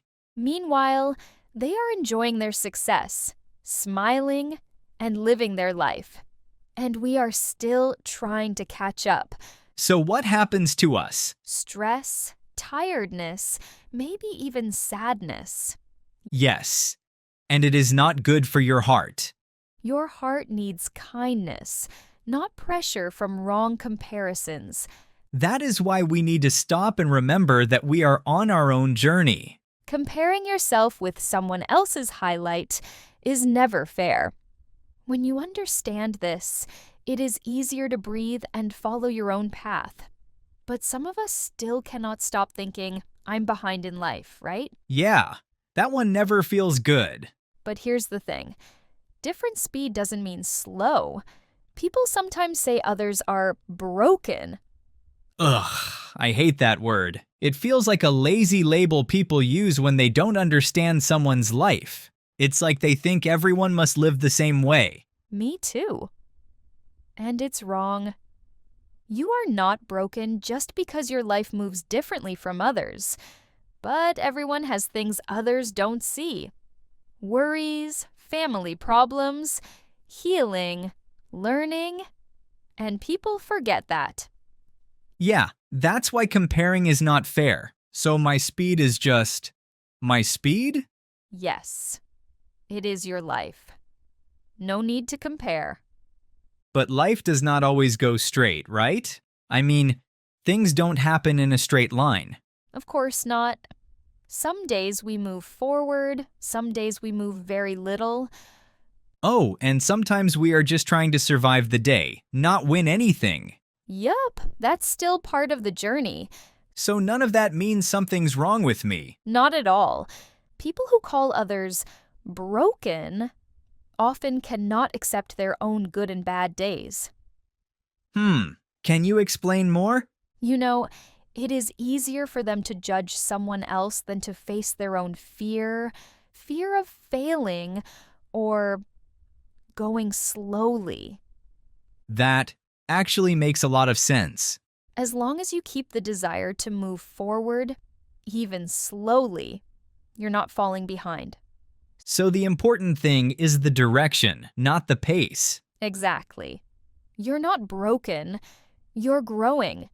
Agreed. Growth isn't always big or loud.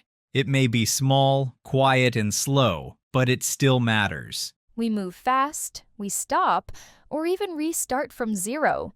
That's the process of growing. If we're talking about growing, how do we measure it? Growth seems like it should be always moving, right? Well, yes, growth keeps going, but it doesn't mean you have to hurry all the time. Sometimes growing is quiet and hard to notice, like learning to be patient or being nicer to yourself. True. Those small things don't look big, but they change how we live every day. Sometimes that quiet change is even stronger than big steps, but sometimes I feel like if I'm not moving fast, I am missing something. That's exactly why I like this idea. Your pace is your path. Ah, the classic, but very real. I mean, it makes me feel lighter. It shows me I don't have to follow someone else's speed. Yeah, you can move slowly if you need to, and that's okay. Your pace is your path, and your path is special because it belongs to you. I like that. It's like saying, no one else can walk your path for you. And even when people give advice or try to compare, they don't really know what we feel or what we're trying to learn inside. Well said. And growth doesn't follow a map. Sometimes you grow a lot in 1 week, sometimes in 1 month, sometimes it takes years. And that's fine. Success doesn't have only one meaning. Right. In this world, there are many jobs, many ways to live. So success can look very different for each person. One person's dream might be building a family, Another's might be traveling the world, and another might find it in quiet days reading books at home. or even just learning to take care of yourself every day. That is also a big success. And that reminds me, not all progress can be seen by others, right? Right. Your progress is still important, even if others don't notice. The key is, you find your own path, not someone else's path.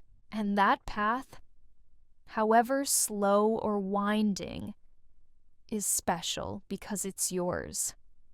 Gwen, I noticed one thing people don't see when they compare themselves. Do you know what that is? What's that? Well, when people compare themselves, they often miss what is happening in their own life. Even small things, a quiet morning, a walk outside, or a smile from a friend can be very meaningful. Oh, right. Those small moments are actually special. They are experiences only you can have from your own view. Your view is unique because no one else lives your life like you do. No one else feels the sunlight through your window or tastes your morning coffee like you do. Comparison tricks the mind. It makes people chase moments that are not theirs and miss the moments that really belong to them. Normal days are important, even if nothing special happens. They make the flow of life, little joys, and small successes. Noticing these moments can make you happier than always chasing other people's success, laughing at a small mistake, watching the sunset, or sitting quietly with a cup of tea. These moments are calm and very valuable. Right. These moments show that your life is yours. Your story, your speed, your experiences. No one else can take that from you. When you feel like comparing yourself, pause and notice the normal moments around you. They are special. It helps you grow with more peace, without always measuring yourself against someone else. And when we notice our simple moments, it also makes us think about how we see ourselves. True. And I think that connects to confidence. Not loud confidence, but something quiet but strong. Yes. Quiet confidence is different from showing off or trying to be better than others. It grows slowly inside you when you stop looking at others all the time. So it is more like trusting your own steps instead of trying to run faster than someone else. Exactly. For example, I have a friend who used to feel small every time she checked social media. She always compared her work with others and thought she was not good enough. That sounds stressful. Very stressful. But then she started paying attention to her own progress, even if it was small. She did not try to copy anyone else's achievements. And what happened? She grew a lot. Her projects got better, she felt proud, and even got noticed at work. All because she stopped measuring herself by someone else's life. Wow, that's great. Quiet confidence is calm and works well. Yes. And it lasts longer. It makes your decisions easier because you trust yourself. It calms your mind because you do not need to compete with everyone else. I see. It is like having a compass inside you that shows your own way instead of following other people's maps. Exactly. And the good part is, it helps even when life gets messy. You can face hard days because you believe in yourself. That is better than chasing someone else's success and feeling tired all the time. Yes. Quiet confidence lets you move forward while keeping peace in your heart. It grows with you, even when life is slow, confusing, or full of mistakes. The more you practice this, the less you compare yourself to others. You feel stronger being yourself. That's right. And when you feel that, you start seeing progress you never noticed before. Small wins, quiet successes, moments when you handled things well, all of these matter. So, quiet confidence really gives you space to grow your life in your own way without watching what others do. Exactly. That is why it is worth building little by little, day by day. So, guys, comparison is never a good friend, especially when you compare yourself to others. The friend who is always with you is yourself. And also your loved ones around you. So why give our peace to comparison? Right. Loving yourself and your efforts matters more. Even small progress from yesterday counts. Yes. Growth takes time, like a tree. Little wins are important. Seeing your quiet strength helps a lot. And your journey is only yours. No one else can live it for you. Celebrate yourself a bit each day. Quiet confidence grows slowly, but it stays. Thanks for listening and letting us share. Take care of your heart and mind. See you next time on Pod Chill. This is Gwen. Bye. Keep noticing your little wins and growing your way. I'm Leo, your chill friend.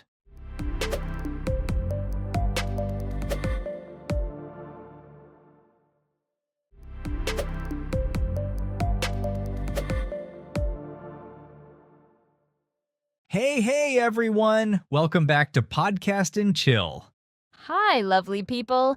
It's so nice to have you here again. Hope you're comfy, maybe with coffee, tea, or pretending to work.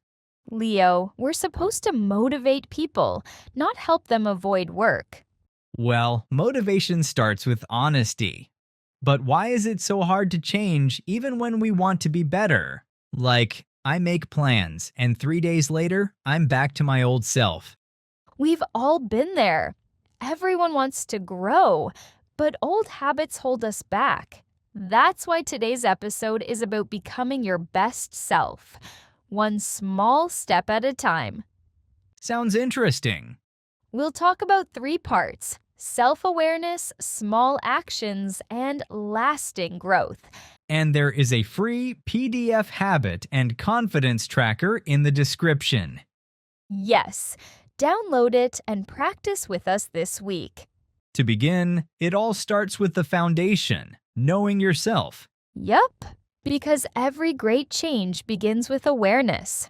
So, the first step to any kind of change is self-reflection. This means looking at your real thoughts and feelings. Like what kind of questions? Like, am I living in a way that makes me happy? Or, what's stopping me from growing? I think for me it's overthinking. I plan too much and do too little. That's a good point. Reflection helps us see what we need to change, but we also need balance. You mean don't spend all day only thinking? Exactly. Think, but then act. Small actions are how reflection turns into progress.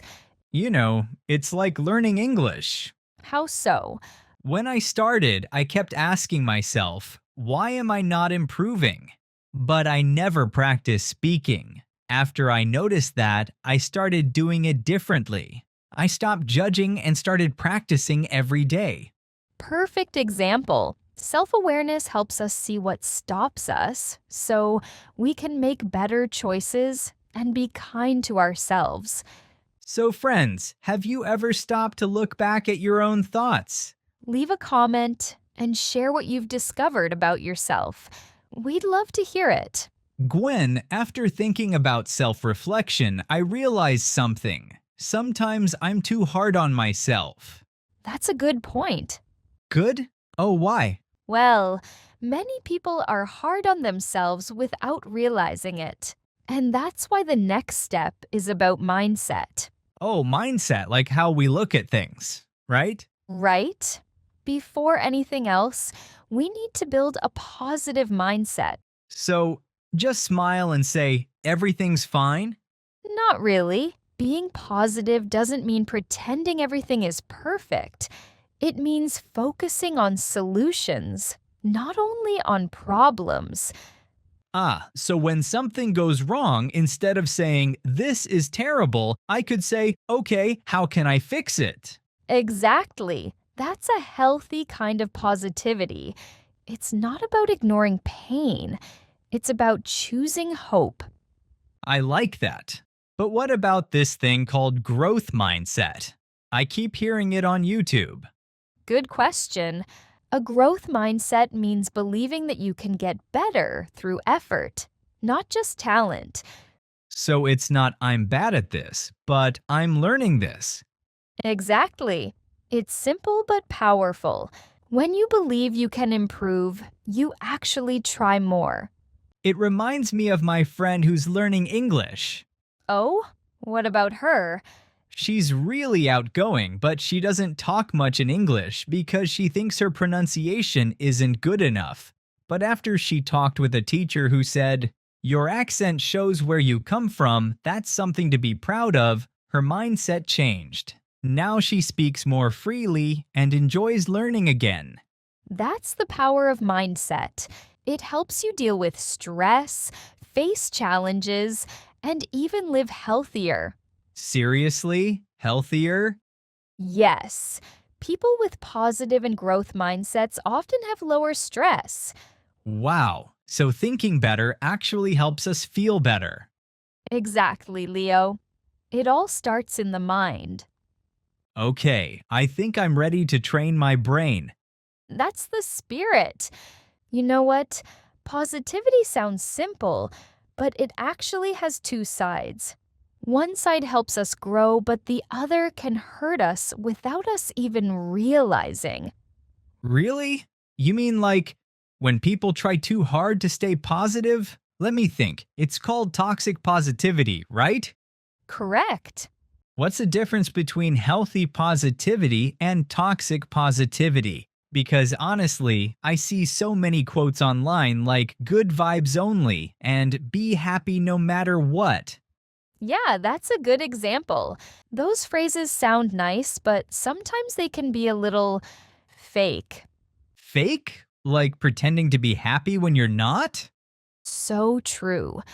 Healthy positivity means you stay hopeful but still face reality. You can say, this is hard, but I'll try my best. So you accept the bad feelings too? Yes, because ignoring them doesn't make them go away. It's okay to feel sad, angry, or tired.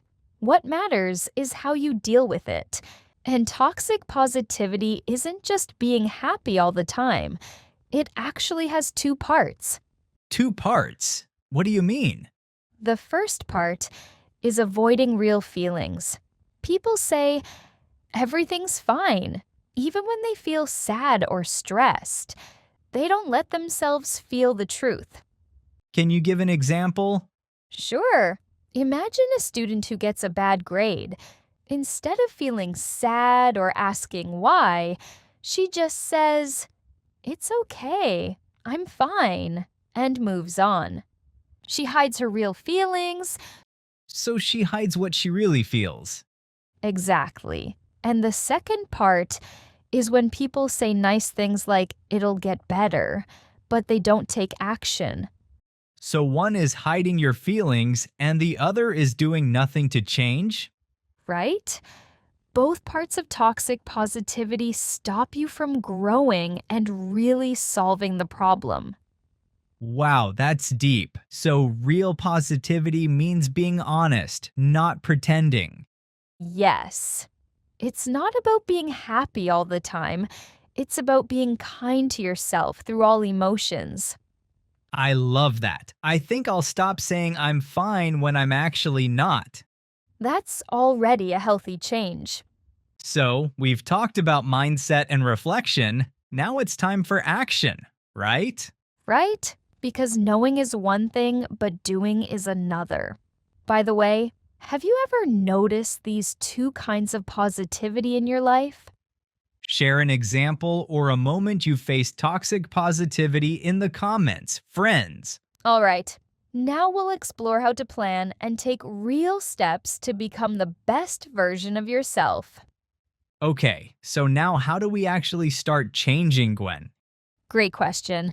This part is all about planning and action. Because reflection is good, but without action, it's just dreaming. Ouch, that hurts a little. We can begin with something simple: setting realistic goals. Oh yeah, I used to write goals like, I'll become fluent in English in 3 months.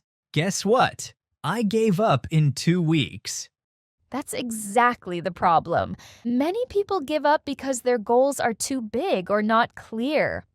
So what should we do instead? Break your goals into smaller steps. For example, instead of saying, "I'll be fluent," say, "I'll practice speaking for 10 minutes every day." Like mini goals. Exactly. Small habits lead to big changes. Maybe start with drinking more water, walking 10 minutes a day, or learning 5 new English words every morning. I like that. Feels less scary and more possible. That's the point. Goals should help you move forward, not make you feel overwhelmed. Okay, but what about when I can't see my progress? Sometimes it feels like nothing's changing. That's where visualization comes in. Visualization sounds fancy. What is it? It means picturing yourself achieving your goal. Imagine it clearly about how it feels, what you see, what you hear. When you imagine success, your brain starts to believe it's possible, and you begin to act that way. So if I imagine myself speaking English confidently on stage, my brain might help me get there. Yes, visualization helps you stay motivated and confident. Athletes use it, students use it, and it really works. It's like creating a movie where you are the main character and you already win. That's one way to see it.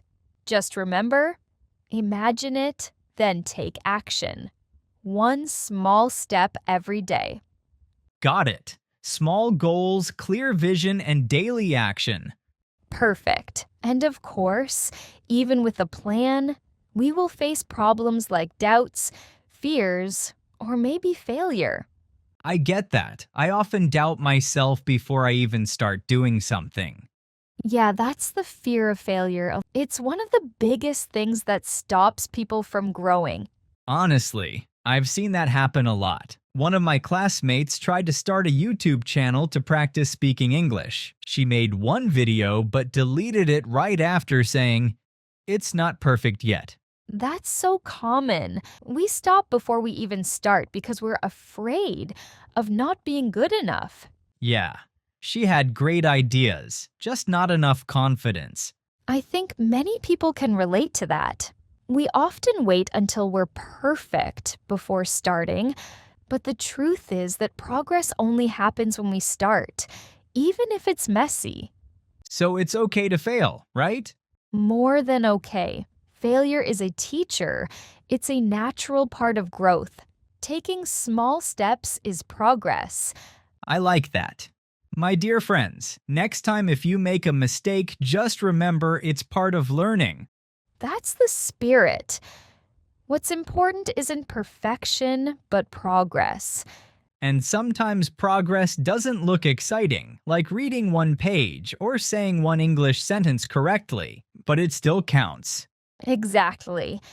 Every small effort builds your confidence over time. To be honest, it's a bit embarrassing to say this, but I once made a big mistake at work. Really? What happened? I sent an email to the wrong client with all the wrong information. I thought my boss would be mad. But she just said, "Now you'll never forget to double check." Well, sometimes mistakes teach better than success. That time, I learned that instead of asking, "Why did I fail?" ask, "What did I learn?"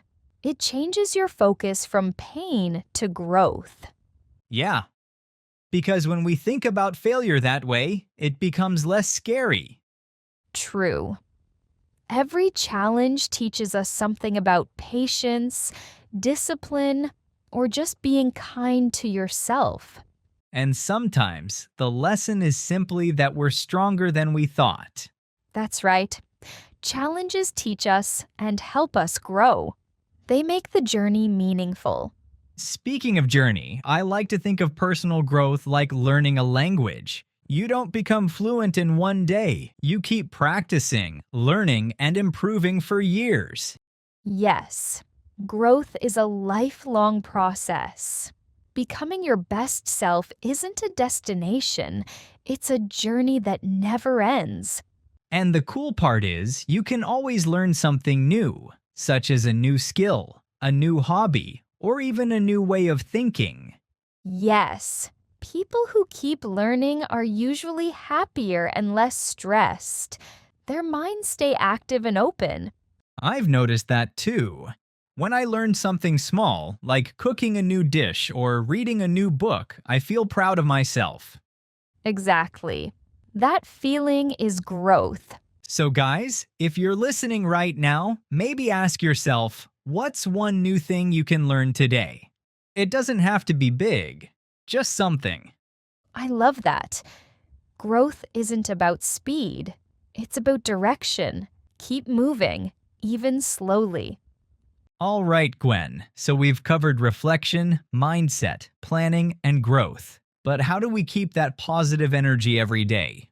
Perfect question to move forward. Next, let's see how we can make positive thinking part of our everyday life. But I think one of the hardest parts is staying positive every day. Someone like me, who is always cheerful, sometimes finds it hard to stay positive. Absolutely. That's why daily practices are so important. A good place to start is gratitude. Gratitude. I used to think, why write it down? I know I'm lucky. Writing it down helps your brain notice the good things. Just 3 things a day, even small or big, can shift your focus from negative to positive.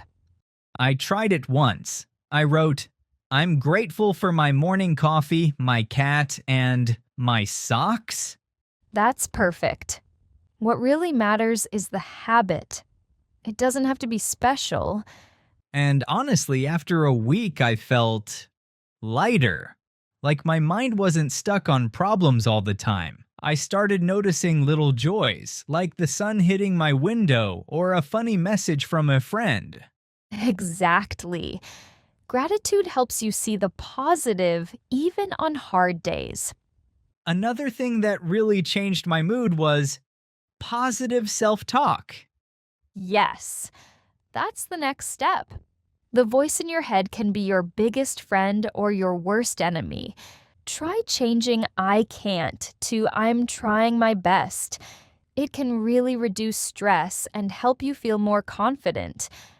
I remember before making this podcast channel with you, my brain said, nobody will watch. But I said to myself, I'm ready.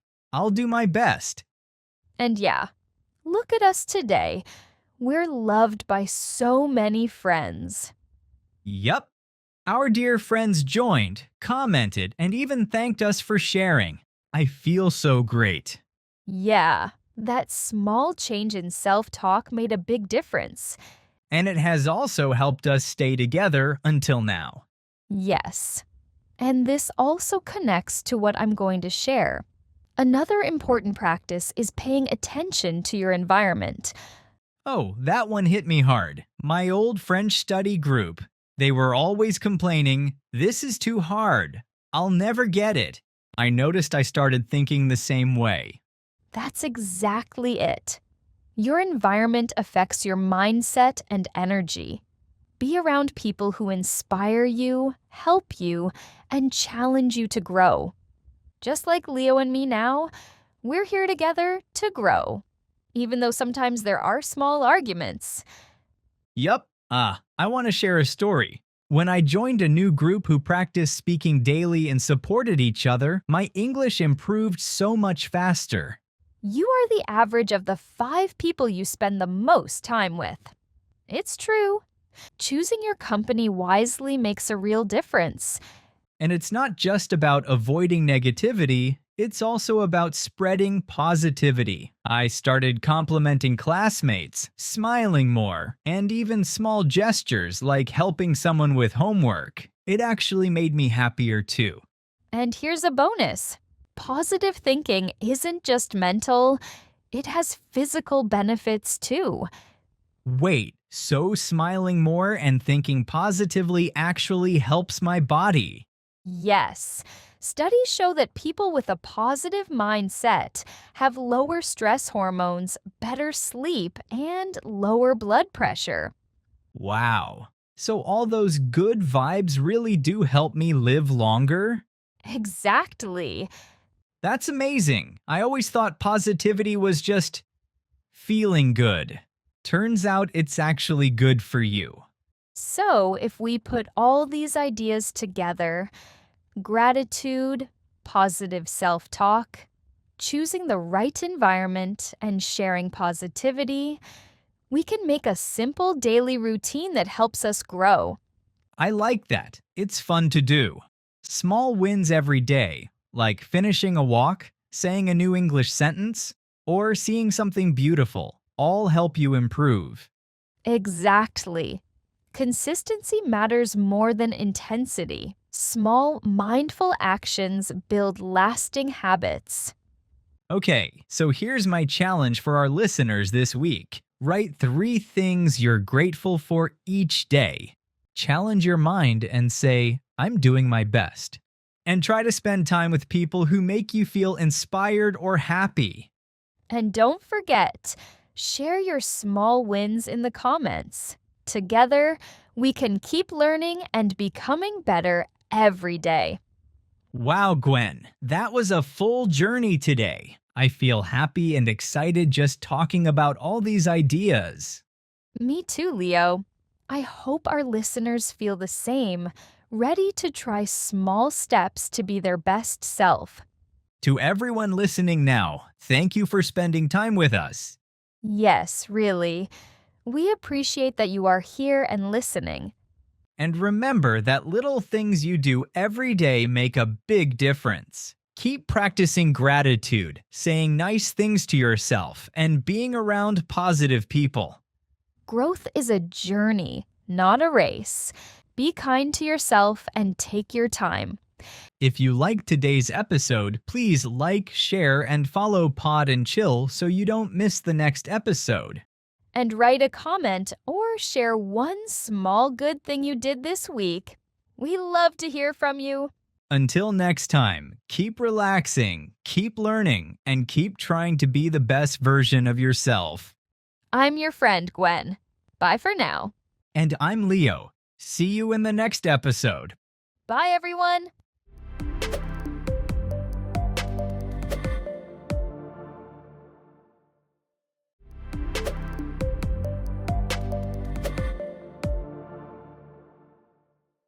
Hey everyone, welcome back to Podcast and Chill.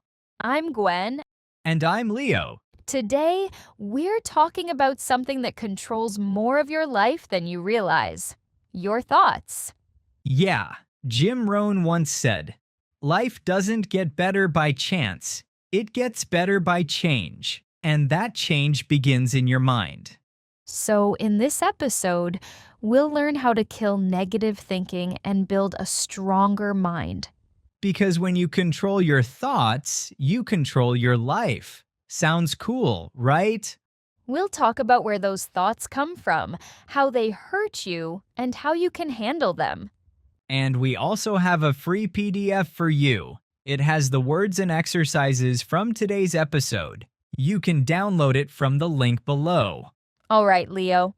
Imagine this. You wake up in the morning, and before you even say hi to the world, a small voice starts talking in your head. Uh-oh. What does it say? I'm not good enough. My English is bad. Other people are better than me.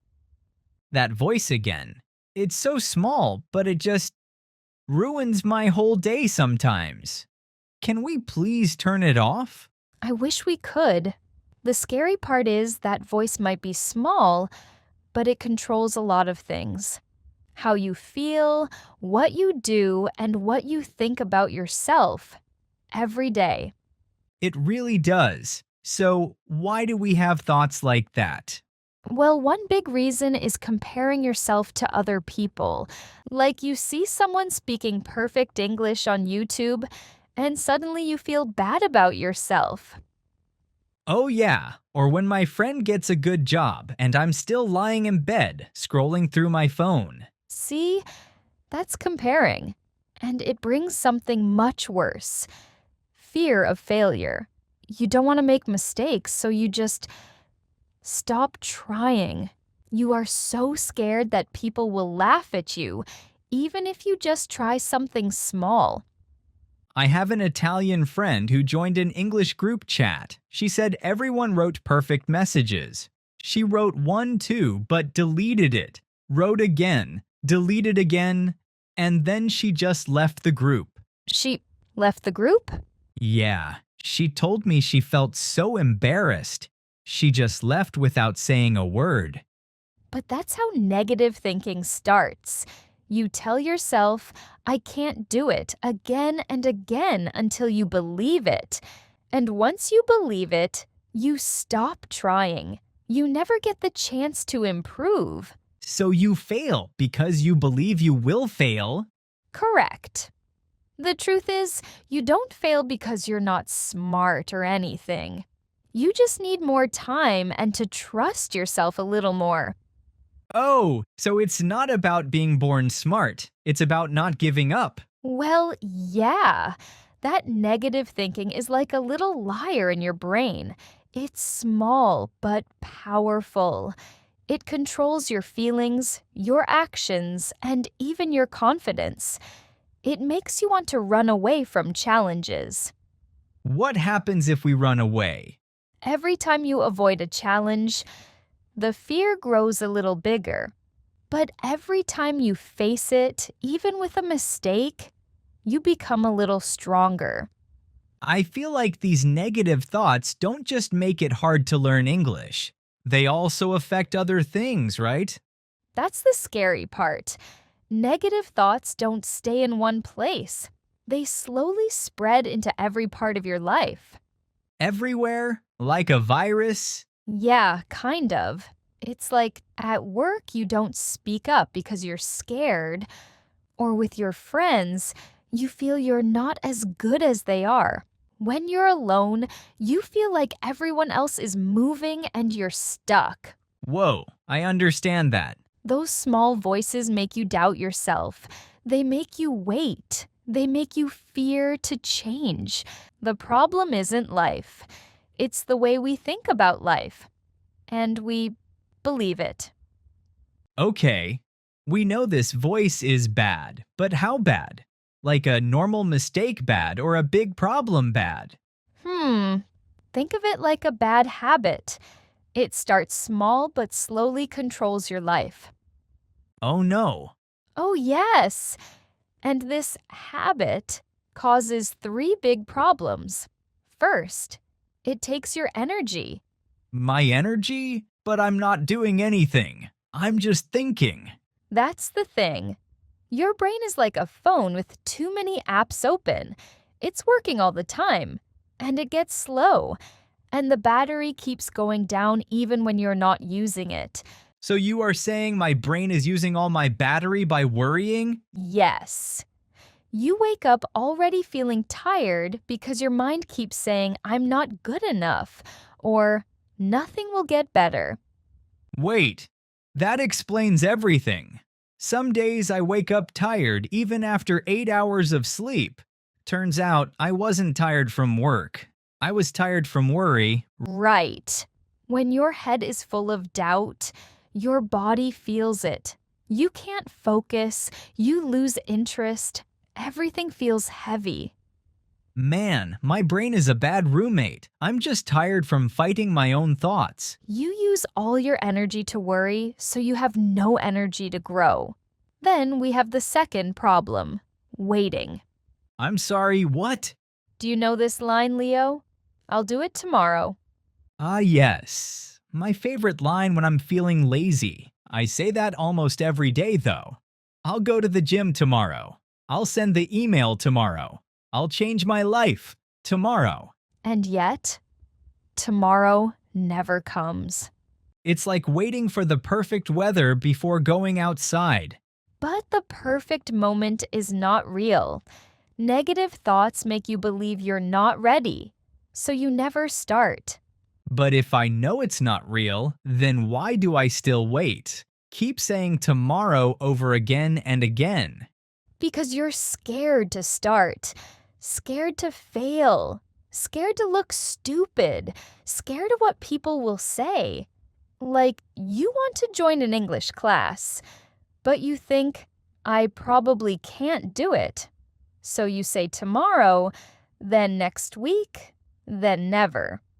Or I want to go to the gym, but I tell myself, I'll just stop anyway, so I do nothing. Exactly. But you're not lazy, Leo. You're just scared. And that fear makes you wait. That sounds so bad. Please tell me the third one is a bit easier. Oh, the third one is the worst. You destroy yourself. I hurt myself. How? Think about it. Every time you say, I can't, you stop yourself from trying. Can you give me an example? Sure. Imagine someone trying to learn English. They make small mistakes and think, I'll never be good. And then they stop. And each time they stop, their brain says, see, you can't do it. This makes them believe that thought even more. Huh, it's like teaching yourself to fail. You give up before you start. It happens to many people. You don't fail because you're not smart. You fail because you stop too early. Wow, I make things harder for myself. In a way, yes. But the good news is, you can also be your own best friend. Tell me then, what do I do? Tell the voice, shh, let me live. If only it were that easy. But yes, there are ways. It's like cleaning a messy room. Oof, my brain is definitely a messy room. You don't have to clean everything at once. Just take one small step at a time. All right, Gwen, I'm ready for cleaning. Step 1, you have to see your negative thoughts. See them? You mean like write them down? Exactly. When your brain says, I can't do this, don't just believe it. Ask, who said that? Is it true? Oh, so instead of believing it, I ask questions. Like I talk back to my brain. Yes. Try writing these thoughts on paper. When you see them written down, they don't feel so powerful. Look at it and ask yourself, is this true or just fear? Like if I write my English is bad, I can ask, wait, how do I know that? Yeah. Or you can write down these 3 quick questions and answer them yourself. Is this thought true? Is this thought helping me? And what is a better thought I can have right now? Wait. For everyone learning English, let's do this together. When you think, my English is not good enough, ask yourself, is this true? Can you understand some of this podcast right now? Can you say, hello, my name is... If you can, then that thought is not true. You are good enough. You are learning. Next question. Is this thought helping you? Thinking, I'm not good enough just makes you feel bad and scared to try. It doesn't help you learn, am I right? Yeah. So, what's a better thought for this? Try, I am learning and improving every day. Or, my English is getting better. Exactly. When you stop and question that voice, you can find a more true and helpful thought. In the end, maybe you're just nervous, not bad. Seeing it will help you step away from it. Yeah, sometimes your brain likes to tell you the wrong things. And don't forget to change your negative thoughts into positive ones. Instead of, I'm not good at my job, say, I'm getting better at my work every day. Oh, that feels so much better. I'm not bad, I'm just growing. You don't need to be good enough. You just need to keep going, step by step. Ha! It's like changing the channel on my TV from I always fail to I'm learning. I like that one. You choose what plays in your head. Make it something kind and true. Very interesting. What's next, boss? Step 2, stay away from negative people. The people around you can change your future. Be around people who make you want to be better. Oh yeah. Some people always see the bad side of everything for no reason. It makes me so tired. That's why you should be around people who make you feel alive. People who make you feel good and help you to grow. So, if my friends always say, we can't do this, we can't do that, I should find new friends? Maybe talk to them first. But yes, the people around you are important, and not only people. Try to fill your mind with positive things every day. Read a good book. Watch videos that teach you something. Or listen to a podcast. Power of the positive thinking. On our channel is a good one, though.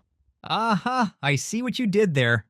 The best part is you get to practice not only your language learning, you also get to build a positive mind at the same time. Do 2 things at once. I love it. We've got to see and change it and stay away from bad energy. Anything else? Of course. Step 3, let go of the past. Now hold on a minute. What does that have to do with this? Well, negative thinking often comes from old experiences. Remember that time I lost the important document you asked me to keep? Oh yeah, I remember that. You said sorry many times and even wanted to write it again. I told you, it's okay. I have another copy. Then you found it in your bag. I thought it was kind of funny. Funny for you, but I still felt bad, even when you weren't angry. That little memory stayed in my head, making me feel bad again and again. Ah, so even when nothing is really wrong, your brain keeps thinking of old mistakes and makes you feel sad. That's why we need to learn the lesson and then let go of the pain. The past doesn't decide who you are today unless you let it. Learn from it and then let the bad feeling go. Don't carry that heavy bag. Still, it's easier said than done. But every time you let go of a little, you feel lighter. And your power is in the present, not in the past. But you did forgive yourself, right? Please say you do, because I would be so sad to make you feel that way for so long. Yes, Leo, I did forgive myself. Thank you for caring. I was just checking. Oh, and I have this simple trick to actually let it go. Ooh, what's that? You write the bad memory or the negative thought on a piece of paper. Then you tear it up. Just like that? Yeah. Or if you can do it safely, you can burn the paper. It's a simple action that tells your brain, I am letting this go. It does not control me anymore. That sounds very powerful. It's like a small special event for your mind. I know. It's really special. Anyway, more tips? Right. Step 4, talk to yourself like a friend. You mean like, hey, you're doing great, buddy? Yeah. Don't be mean to yourself. Would you tell your friend you're stupid or you can't do anything? Nuh-uh. I'd say you can do it, or I believe in you. So say those things to yourself too. Say, I'm proud of myself for trying. Instead of saying I'm stupid, say I'm learning. Instead of saying I'm so lazy, say I'm trying. Wow, I never thought about that. I'm much harder on myself than I am on my friends. Many people are. So let me ask our listeners something.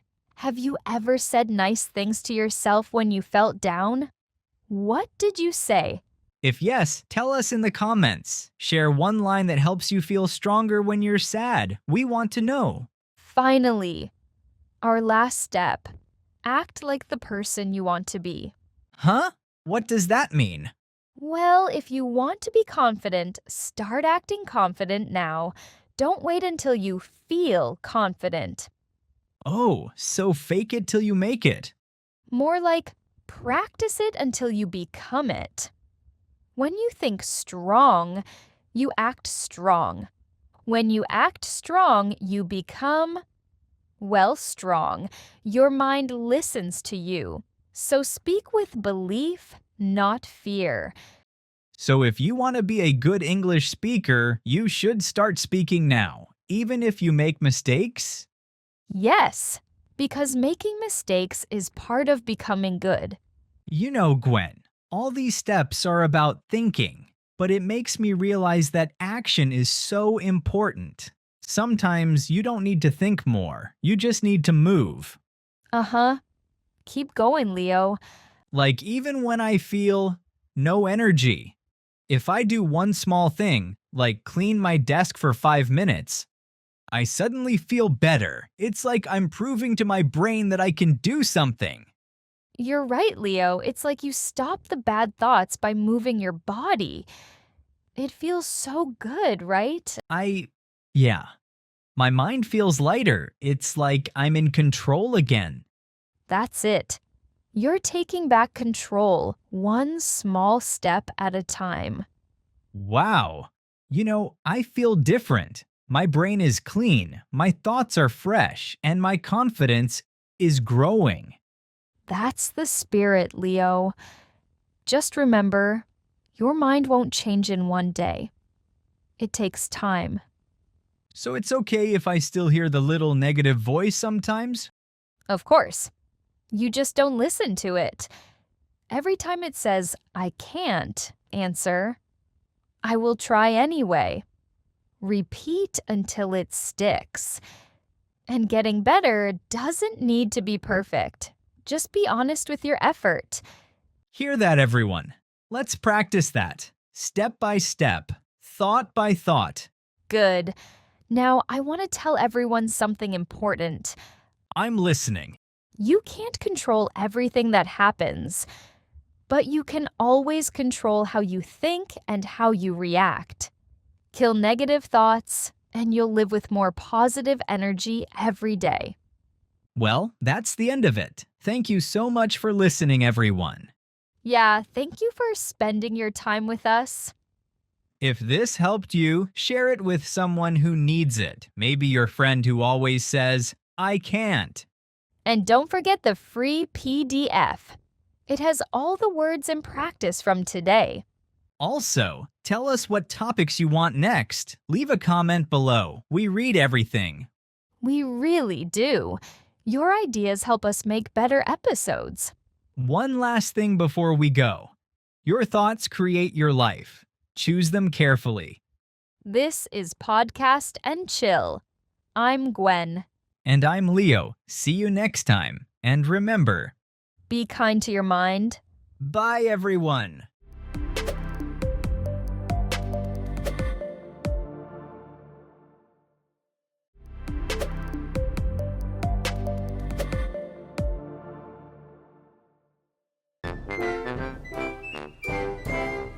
Hey everyone, welcome back to Podcast and Chill.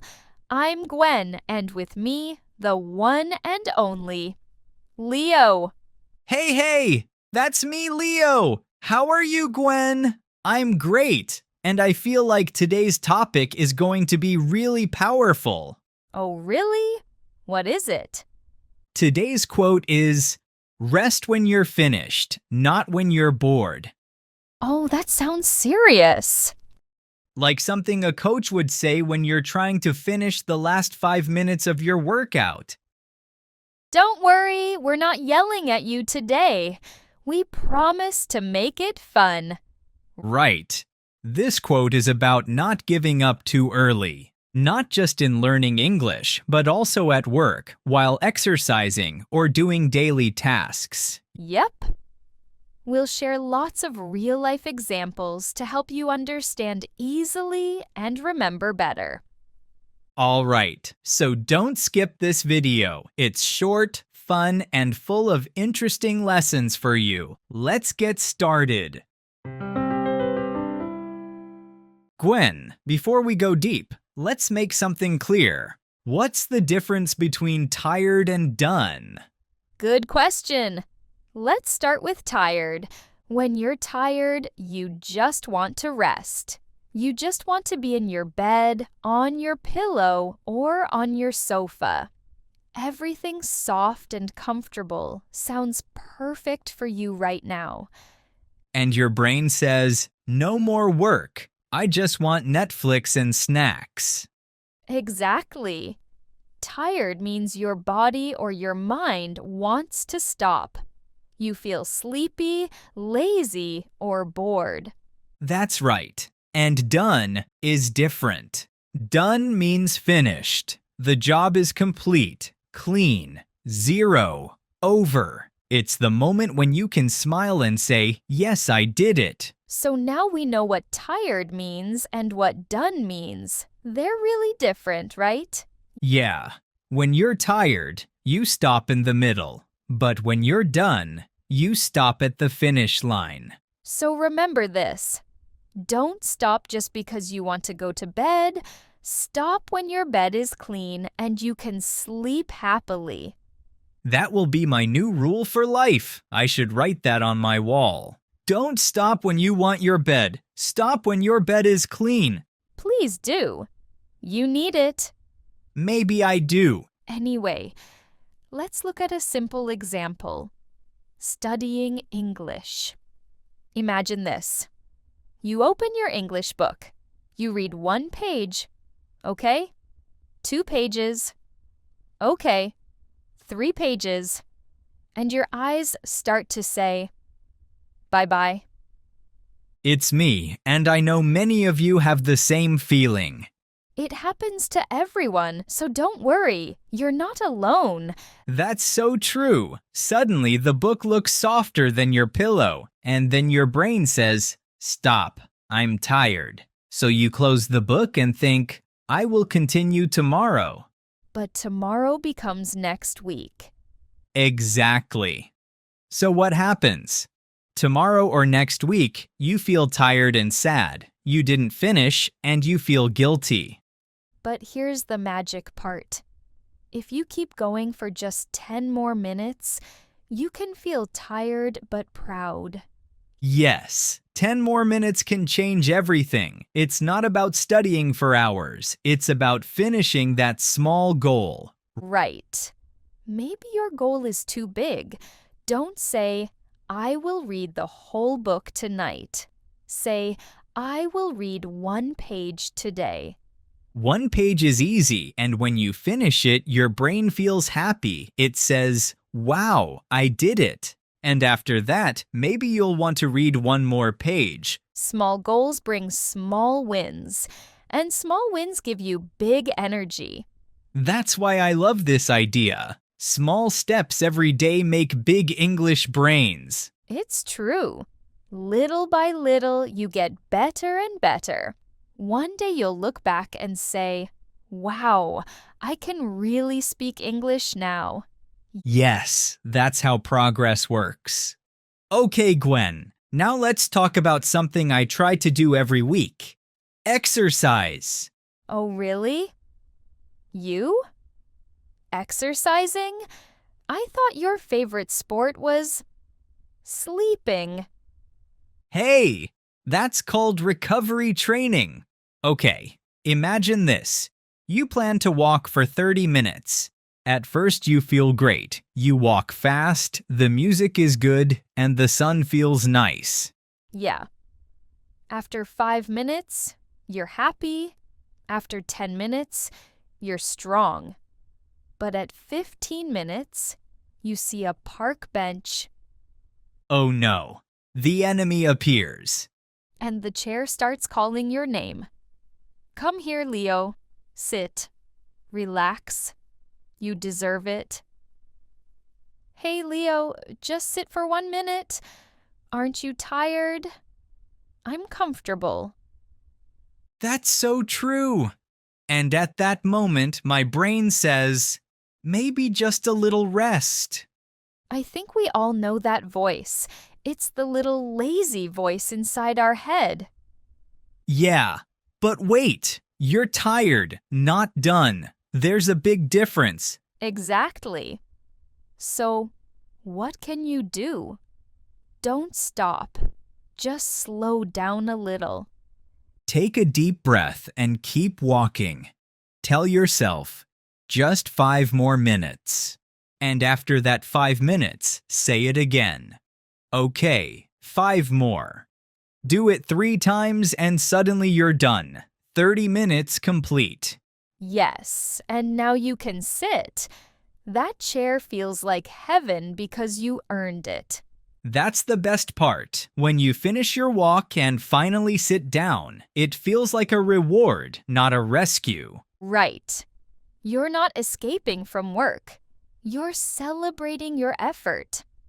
I love that. Don't rest because you're lazy. Rest because you're done. Okay, Leo. What about the real challenge? Cleaning the house after dinner. Oh no, it's the scariest word after Monday. Let's see. You eat dinner, you're full, you're happy, and life feels good. Then you look at the kitchen. Dirty plates, dirty glasses, dirty pots. Oh no. That was me last night. My kitchen looked like a war zone. You stand there and think, maybe tomorrow. Tomorrow. The most dangerous word in the world. Exactly, because when tomorrow comes, everything is still there. The same dishes, the same mess, and the same smell. And now you're not just tired, you're sad. It's a bad morning and a bad start. You drink your coffee and think, why didn't I clean it last night? Yeah, and your day begins in a bad mood. The kitchen mess wins again. But if you act differently, everything changes. You say, no, not tomorrow. Do it now. You play some music, wash, and clean. 20 minutes later, the kitchen is done. You will feel like a superhero. Everything shines. The air smells fresh. And you sit on your sofa like a king or a queen. Yes, the sofa is no longer your escape, it's your trophy. You're tired, but you're proud. You finished what you started. And with that small action, just 20 minutes, it changes your whole day tomorrow. You wake up to a clean kitchen and a happy mind. It's like your morning says, "Great, you did it well." I love that. That's how small wins create big energy. So the next time you look at those dirty dishes and think, maybe tomorrow, remember this. Tomorrow is for resting. Tonight is for finishing. Yes, and tomorrow you'll thank yourself, because tired now means proud later. Well said. Tired now, proud later. That's the rule. And that's the point of our topic today, too. Don't stop when you're bored, stop when you're done. But hey, Leo, it's still so hard to do that.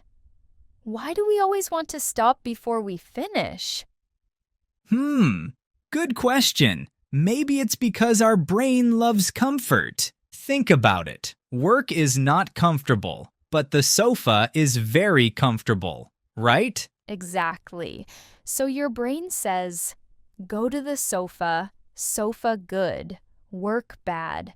It's like our brain is a little lazy friend. Our brain always wants the easy way. It says, don't wash now, don't study now, don't walk, just relax. But here's the problem. Comfort now means happy now, but sad later. Work now means tired now, but happy later. Yes. When you finish something hard, you feel proud. That proud feeling stays much longer than the tiredness. Right. Tiredness is short. It goes away after a shower or some sleep. But pride stays forever. Every time you see your clean kitchen or finish your study goal, you remember, I did that. You feel proud of yourself because you worked hard and didn't give up. That feeling stays inside you, and it makes you want to do even more next time. It's like a small spark in your mind. It reminds you, see, you can do hard things. And the next time, it becomes easier to keep going. Your brain starts to learn that work feels good after it's done. That's so true. I think the real secret is this. Tired is temporary. Proud is forever. That sentence is so powerful. When you remember it, it's easier to keep moving, even when you're tired. Exactly. Because now you know that rest feels better when you earn it. Yes, the sofa, the bed, even a cup of coffee feels better when you finish first. So true. That's why we always say, don't stop when you're tired, stop when you're done. Because tired will pass, but proud will stay. Perfect ending for this part. I love it. Me too. Okay, let's keep going. Next, we'll talk about how to really stop when you're done. Ah, yes, the secret tips. I can't wait. Let's go. All right, Gwen. Now that we know why it's so hard to keep going, let's talk about how to do it. How can we stop when we're done, not when we're tired? Yes. Because it's not only about motivation, it's also about using a few smart tricks. Today, we'll share 3 simple secrets. It's easy to remember. Let's start with number 1. Remember the goal. When you feel tired, always remember why you started. Maybe you study English because you want to travel. Maybe you want a better job. Or maybe you just want to feel confident when you talk to people. Yes, it's so easy to forget the reason when we're tired. Our brain only says, I don't want to. But we need to remind it, hey, I'm doing this for a reason. For example, you're studying English and you start to feel sleepy. Close your eyes for a second and picture yourself in another country, talking to people, ordering food, meeting new friends. Good. Imagine yourself in an airport or a cafe saying, "One coffee, please," with perfect pronunciation. That's the dream. So when you feel tired, think travel, not tired. Right. Think travel, not tired. That's your magic sentence. Because when you remember your dream, you'll find the energy to finish one more page, one more task, one more step. Okay, the second secret is make small steps. This one is super important.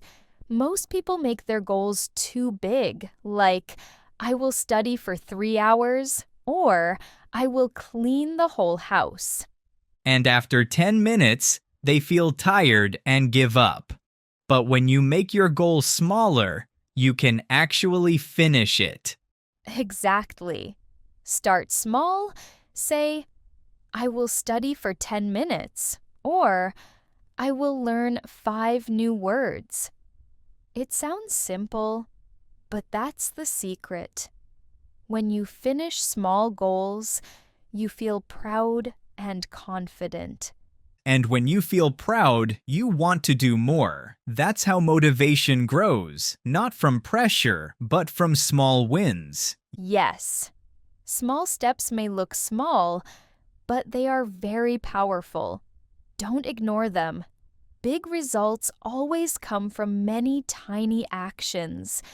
It's just like walking up a mountain. If you only look at the top, it feels too far. But if you focus on one step, then another, you'll get there before you know it. One page, one word, one clean corner, it all counts. The important thing is to keep moving, even a little bit. So remember, don't try to be perfect. You just have to keep going every day. Small effort today becomes big progress tomorrow. That's right. Do something small, but do it every day, because small steps build strong habits, and strong habits build big success. And now, secret number 3, reward yourself. Oh yes, my favorite one, because the sofa and bed is not the enemy, it's the prize. You just have to earn it first. Finish your job, then enjoy your rest. That way the rest feels special. Yes. For example, finish cleaning the kitchen and then go to the sofa. Finish studying and then drink a cup of coffee. Finish your workout and then listen to music or take a nice shower. That's right. Rest becomes your reward, not your escape. And when you connect effort with reward, your brain learns that work comes first and fun comes after. It starts to enjoy finishing things. Exactly. That's how habits are built. Small action, small reward, big motivation. And you know what? The reward feels much better when you've earned it. Coffee tastes better after studying. Music sounds better after exercising. And the sofa feels softer after cleaning. So true. That's why we always say, rest is not bad. Unfinished work is bad. Perfectly said. So my dear friends, remember these 3 secrets. Remember your goal and think travel, not tired. Make small steps, one page, one word, one win at a time. And don't forget to reward yourself, because the sofa is not the enemy, it's the prize. Beautiful summary. These 3 steps make stop when you're done easier, lighter, and even fun. Yes. So next time you feel tired, use one of these secrets and keep going just a little more. You'll be tired but proud, and that's the best feeling. I couldn't agree more. So, what did we learn today? It's simple. Don't stop when you're tired. Stop when you're done. Yes. Be tired and happy, not tired and sad. One brings pride, the other brings regret. This idea works for everything: studying English, working, exercising, even cleaning your house. It's not about being perfect, it's about finishing what you start. When you finish, you feel proud, and that pride stays with you.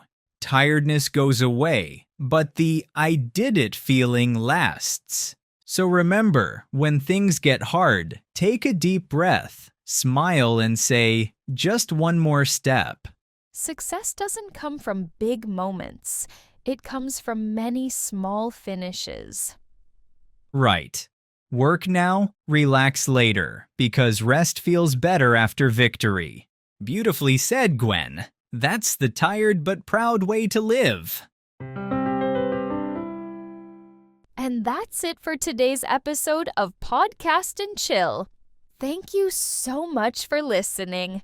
Yes, thank you for spending time with us. If you liked this topic, don't forget to click like and subscribe to our channel. It really helps us keep going and bring you more fun episodes. And we'd love to hear from you. What is one small goal you will finish this week? Maybe cleaning, reading, or studying English. Tell us in the comments. We can't wait to read your answers. Remember, small steps make big change. Exactly. Keep going, everyone. You're doing great. You're stronger than you think, so keep pushing toward the finish line. Bye for now. See you in the next episode. And remember, stop when you're done. Not when you tired.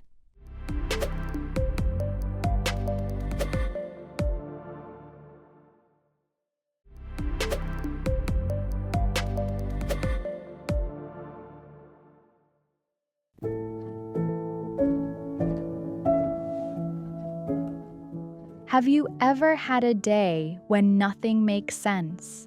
A day when you sit alone and think, why is this happening to me? If you have, you are not alone. I have felt that way too. Everyone has moments like that, even if they don't talk about them. Life is full of ups and downs. Sometimes it lifts you up. Sometimes it pushes you down. Sometimes it surprises you in ways you cannot expect. People often say, everything happens for a reason. But when you are sad, hurt, or confused, these words can feel empty. You hear them, but they don't touch your heart. Still, even in difficult moments, there may be a small good thing hiding somewhere. It can be very small, like a tiny seed or a little light. You may not see it at first, but it is still there.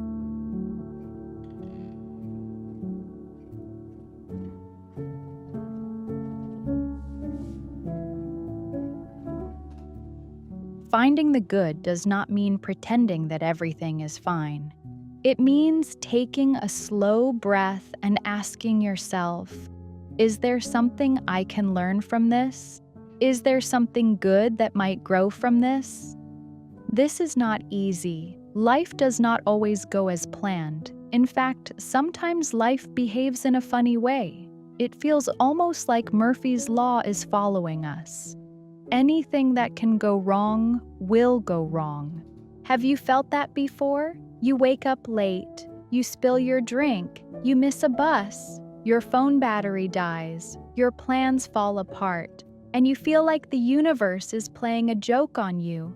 But Murphy's Law is not here to hurt us. It is a reminder that life is unpredictable. We cannot control everything. We can plan, but plans can change. We can try, but results are not always in our hands. Sometimes, when things go wrong, something good is quietly moving toward us.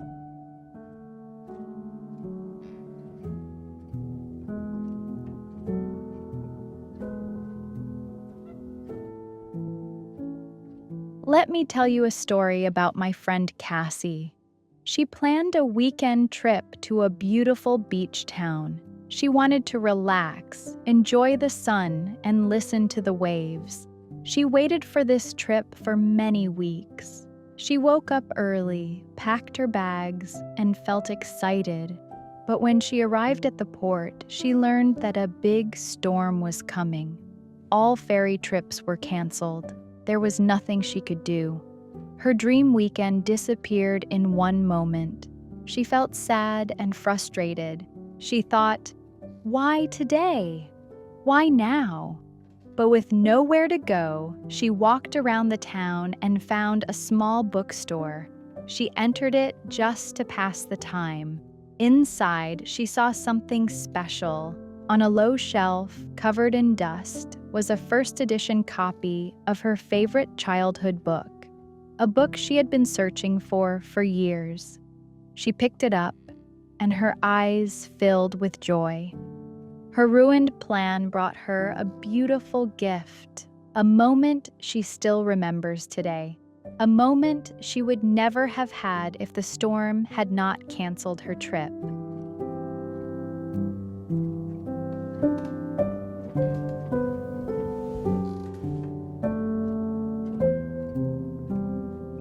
Life works like this sometimes.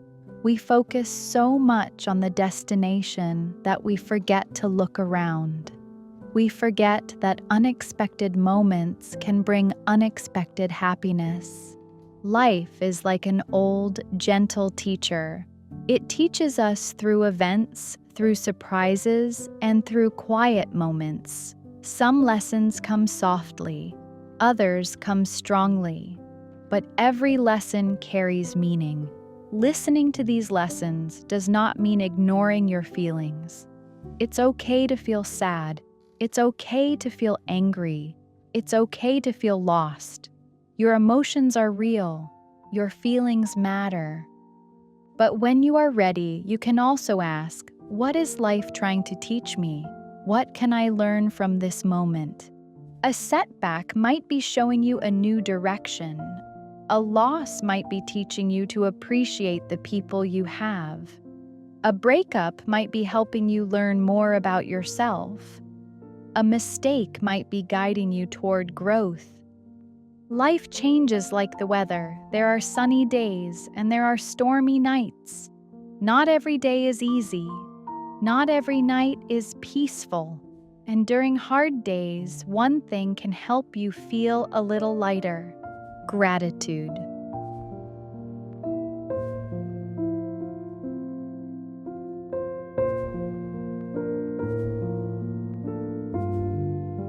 Gratitude is not about pretending that pain is gone.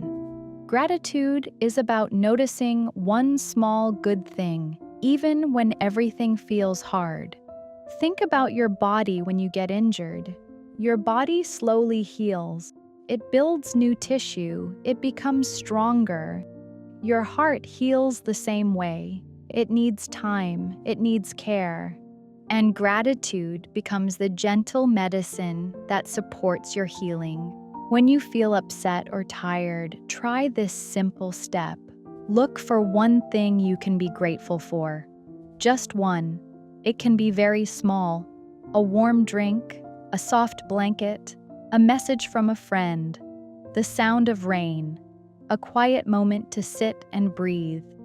Gratitude does not fix everything, but it helps your heart feel safe again. It helps your mind slow down. It helps your spirit stand up one more time. You can even keep a small gratitude journal. Write down 2 or 3 things each day, or think about them before you sleep. Over time, gratitude changes the way you see life. It helps you see light even during dark moments.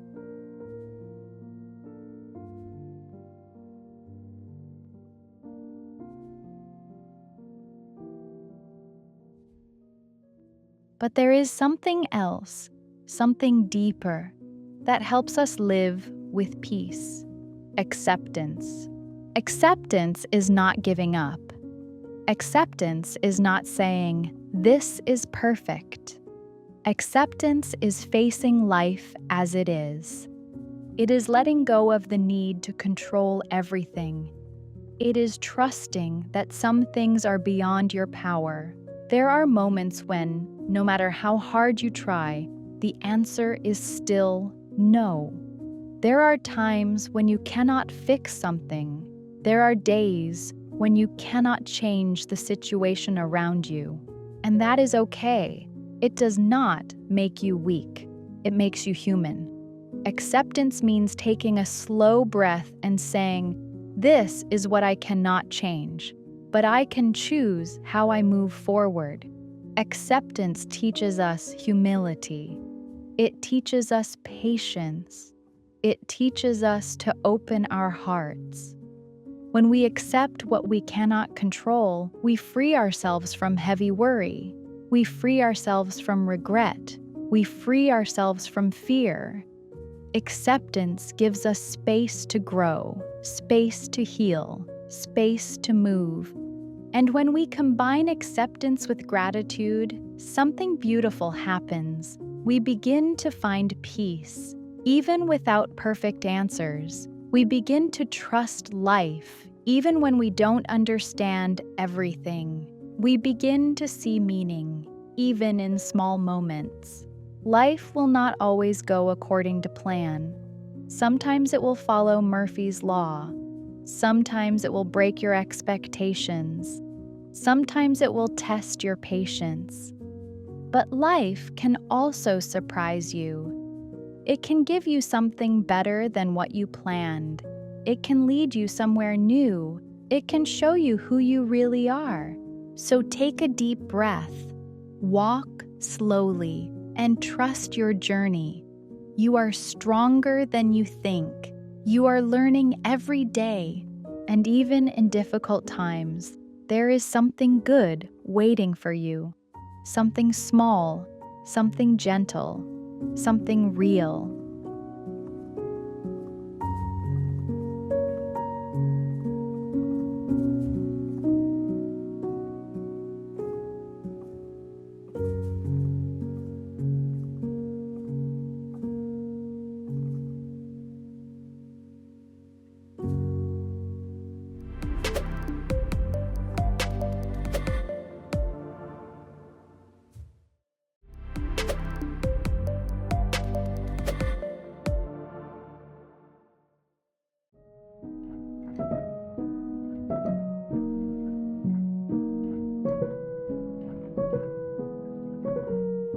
We are told everywhere that we must be perfect, the perfect body, the perfect job, the perfect life.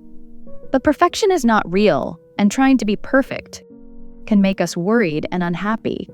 Instead of trying to be perfect, we should accept that we are not perfect. We need to accept ourselves with all our mistakes and flaws. Every mistake we make helps us learn and grow. Think about the last time you really learned something new. You probably made some mistakes first. Mistakes are how we learn and understand more about the world. We should not feel bad or hide our mistakes. We should be happy about them because they mean we are trying new things. The great thing about not being perfect is that it makes us different from each other. If everyone was perfect, we would all be the same. The world would be boring. Our mistakes and imperfections are what make us special and interesting. So instead of feeling bad about your mistakes, accept them, learn from them, grow from them. And most importantly, accept yourself as you are an imperfect but amazing human being. Remember, the path to true happiness and fulfillment isn't paved with perfection. It's paved with self-acceptance, self-love, and a willingness to embrace all of the messy, imperfect parts of ourselves that make us who we are. Failure is not bad. Failure teaches us important things. When we fail, we can learn from our mistakes. This helps us grow and improve. We may feel bad at first, but maintaining a positive mindset is important. See failure as an opportunity, not the end. Successful people view failure differently. They treat it as a step on the path, not a stop. Ask why you failed and what you can improve. Maybe you need more practice. Maybe you missed some key steps. Pinpointing the reason is valuable knowledge.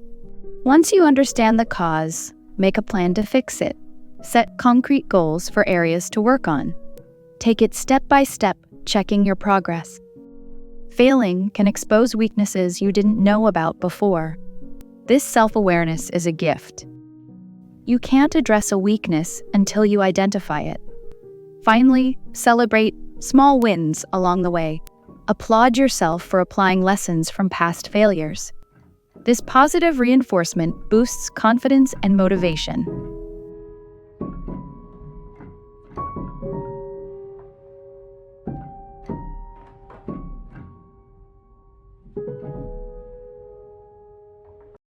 Moreover, it's important to be kind to yourself when you make mistakes. Do not judge yourself too harshly. Making errors is normal and human. Instead of criticizing yourself harshly, speak to yourself gently. You are learning and growing. Mistakes happen as part of this process. They do not make you a failure. Think about how you would treat a good friend who made a mistake. You would understand. You would encourage them. Give the same compassion to yourself. Making harsh judgments can cause more stress. It can make you feel hopeless or want to give up. Such a mindset is not conducive to improvement. When you notice negative self-talk, try to reframe it positively. For example, I'm still learning. Next time, I will prepare more thoroughly. Treat yourself as you would a trusted friend. Above all, know that you are human. You will make many mistakes in life. That's okay. Have compassion for this imperfect but beautifully human experience.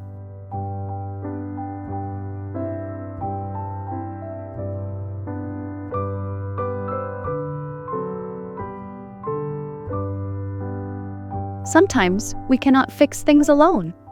Seeking assistance is smart, not a sign of weakness, so do not hesitate to ask for help when you make a mistake. If you are stuck or confused, consider discussing your situation with others who may have faced similar problems. Their advice could spark new ideas. Asking for help demonstrates a desire to improve and a willingness to learn, qualities that are widely admired and respected. Find people you trust who have more experience. Mentors, teachers, or experienced friends can offer valuable guidance. Listen carefully to their suggestions.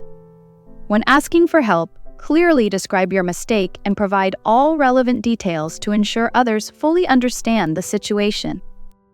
Be open-minded to various solutions. The fix might surprise you. Do not dismiss unfamiliar ideas, as new approaches can be highly effective. Remember, needing help is normal, not a failure. We all have room to learn and grow.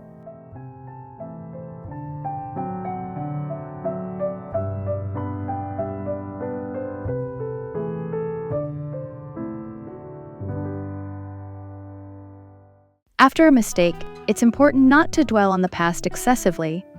While looking back can teach lessons, becoming stuck prevents progress. If you face setbacks, don't be discouraged. Expect obstacles along your journey, stay flexible, and adapt your approach as needed. Most importantly, believe in yourself and your power to create positive change. Build confidence by recalling past accomplishments that required perseverance. Leave mistakes in the past where they belong and keep your sights firmly set on an empowering future. One step at a time, you've got this. Besides that, we also need to recognize the power of an apology. Saying, "I'm sorry," takes courage, but it is very powerful. A sincere apology can heal wounds and rebuild trust. When we make a mistake that impacts others, it is appropriate to apologize. This shows that you understand you did something wrong. An apology repairs damaged relationships. It allows you to move forward with a clean slate after making amends. Most people will accept an apology if it seems genuine. They will respect you for having the humility to admit your error. After apologizing, it is time to let go of guilt and shame. Holding on to these negative feelings prevents growth. Guilt is a normal human emotion after doing something wrong, but dwelling on it solves nothing. Forgive yourself instead.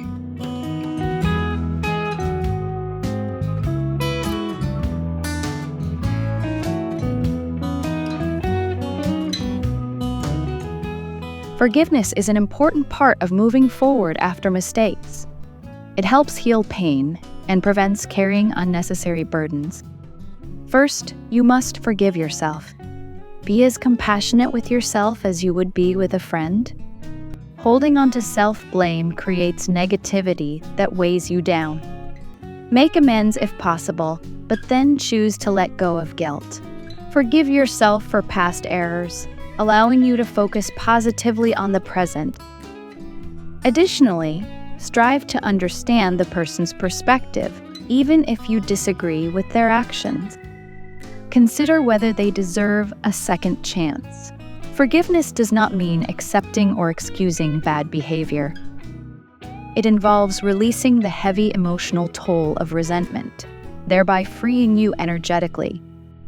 An unforgiving mindset creates stress and tension, while forgiveness allows you to reclaim your personal power from the situation.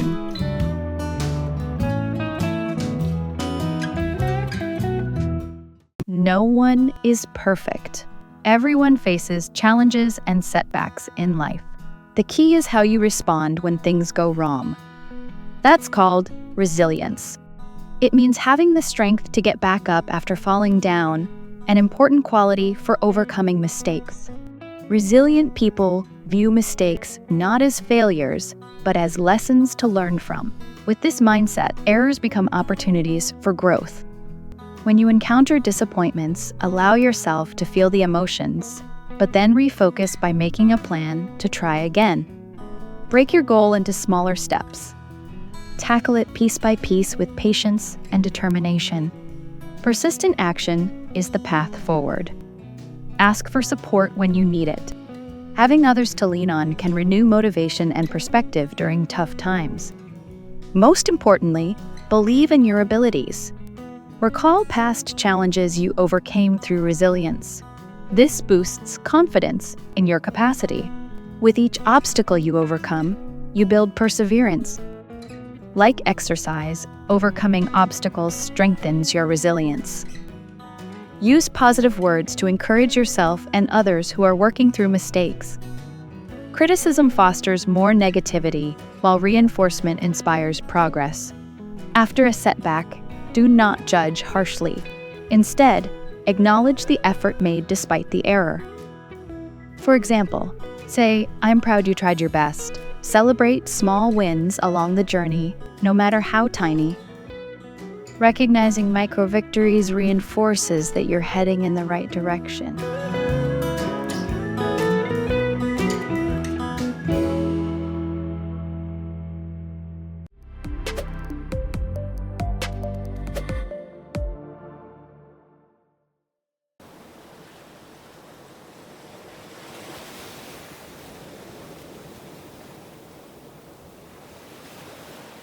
Emotions are like waves crashing against the shore.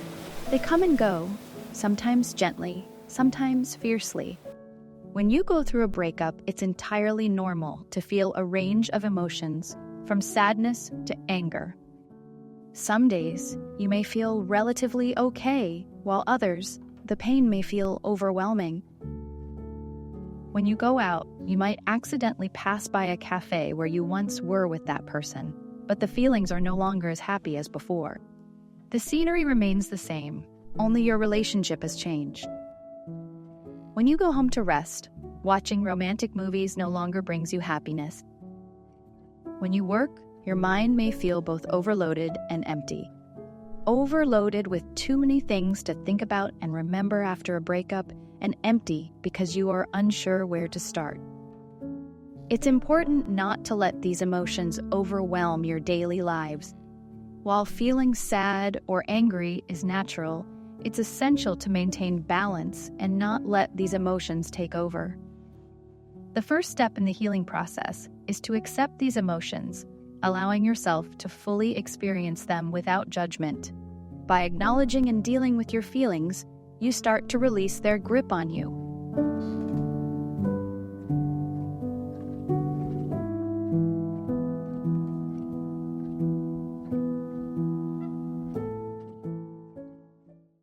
So, how can you do that? It's actually not difficult at all. Start by taking care of yourself first. Self-care becomes extremely important during times of heartbreak. It's about taking care of yourself mentally, emotionally, and physically to support your healing journey. Simple acts can provide comfort in difficult times. How about taking a warm bath? This can help you temporarily forget all the unpleasant things and enjoy the comforting feelings it brings. Have you thought about going for a walk in nature? Listening to birds sing during the day, watching the starry sky at night, and enjoying the fresh air can be really uplifting, don't you think? How long has it been since you indulged in your favorite hobbies? This is the time for you to do it. Draw a picture in the afternoon, make a delicious mousse cake, or collect beautiful stamps, for example. Establishing a daily routine can also have amazing healing effects. Engage in activities that bring you joy and peace, such as meditating, reading, or practicing gratitude to help you stay calm amid a storm of emotions. By taking care of yourself and following a regular schedule, you feel more stable and confident as you heal from the breakup.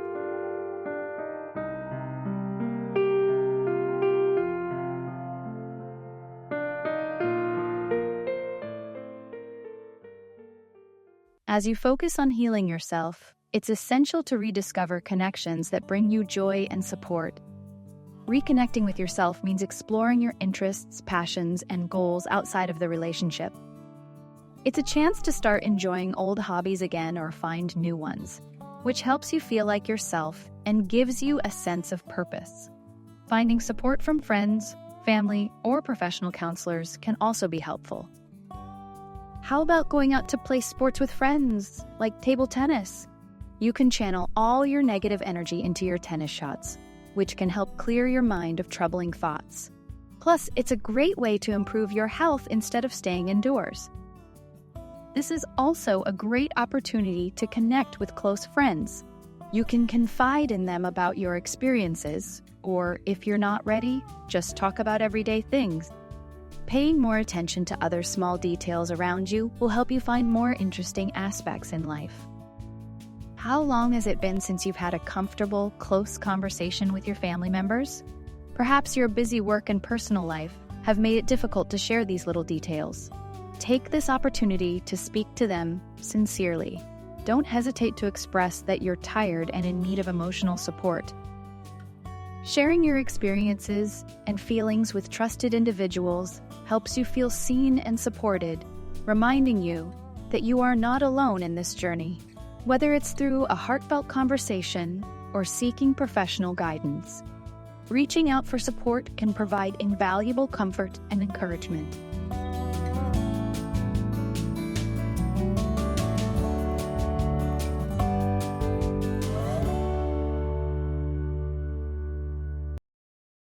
Letting go of the past is a necessary step towards healing and growth. It's about releasing the grip of painful memories and allowing yourself to move forward with renewed hope and optimism. Forgiveness, both for yourself and your former partner, is a powerful tool in this process. By releasing negative emotions, you free yourself from the sadness of the past and open your heart to new possibilities. That's really not easy. Consider this: great things await you ahead. If you dwell in sadness day and night, you're the one who suffers the most. Keep the good memories and release the things that shouldn't exist. Every relationship, even those that end, teaches you valuable lessons about yourself and what you want in the future. It's essential to reflect on these lessons and use them to inform your choices moving forward. Exploring new interests, hobbies, and experiences can help you expand your horizons and rediscover joy and positivity in life.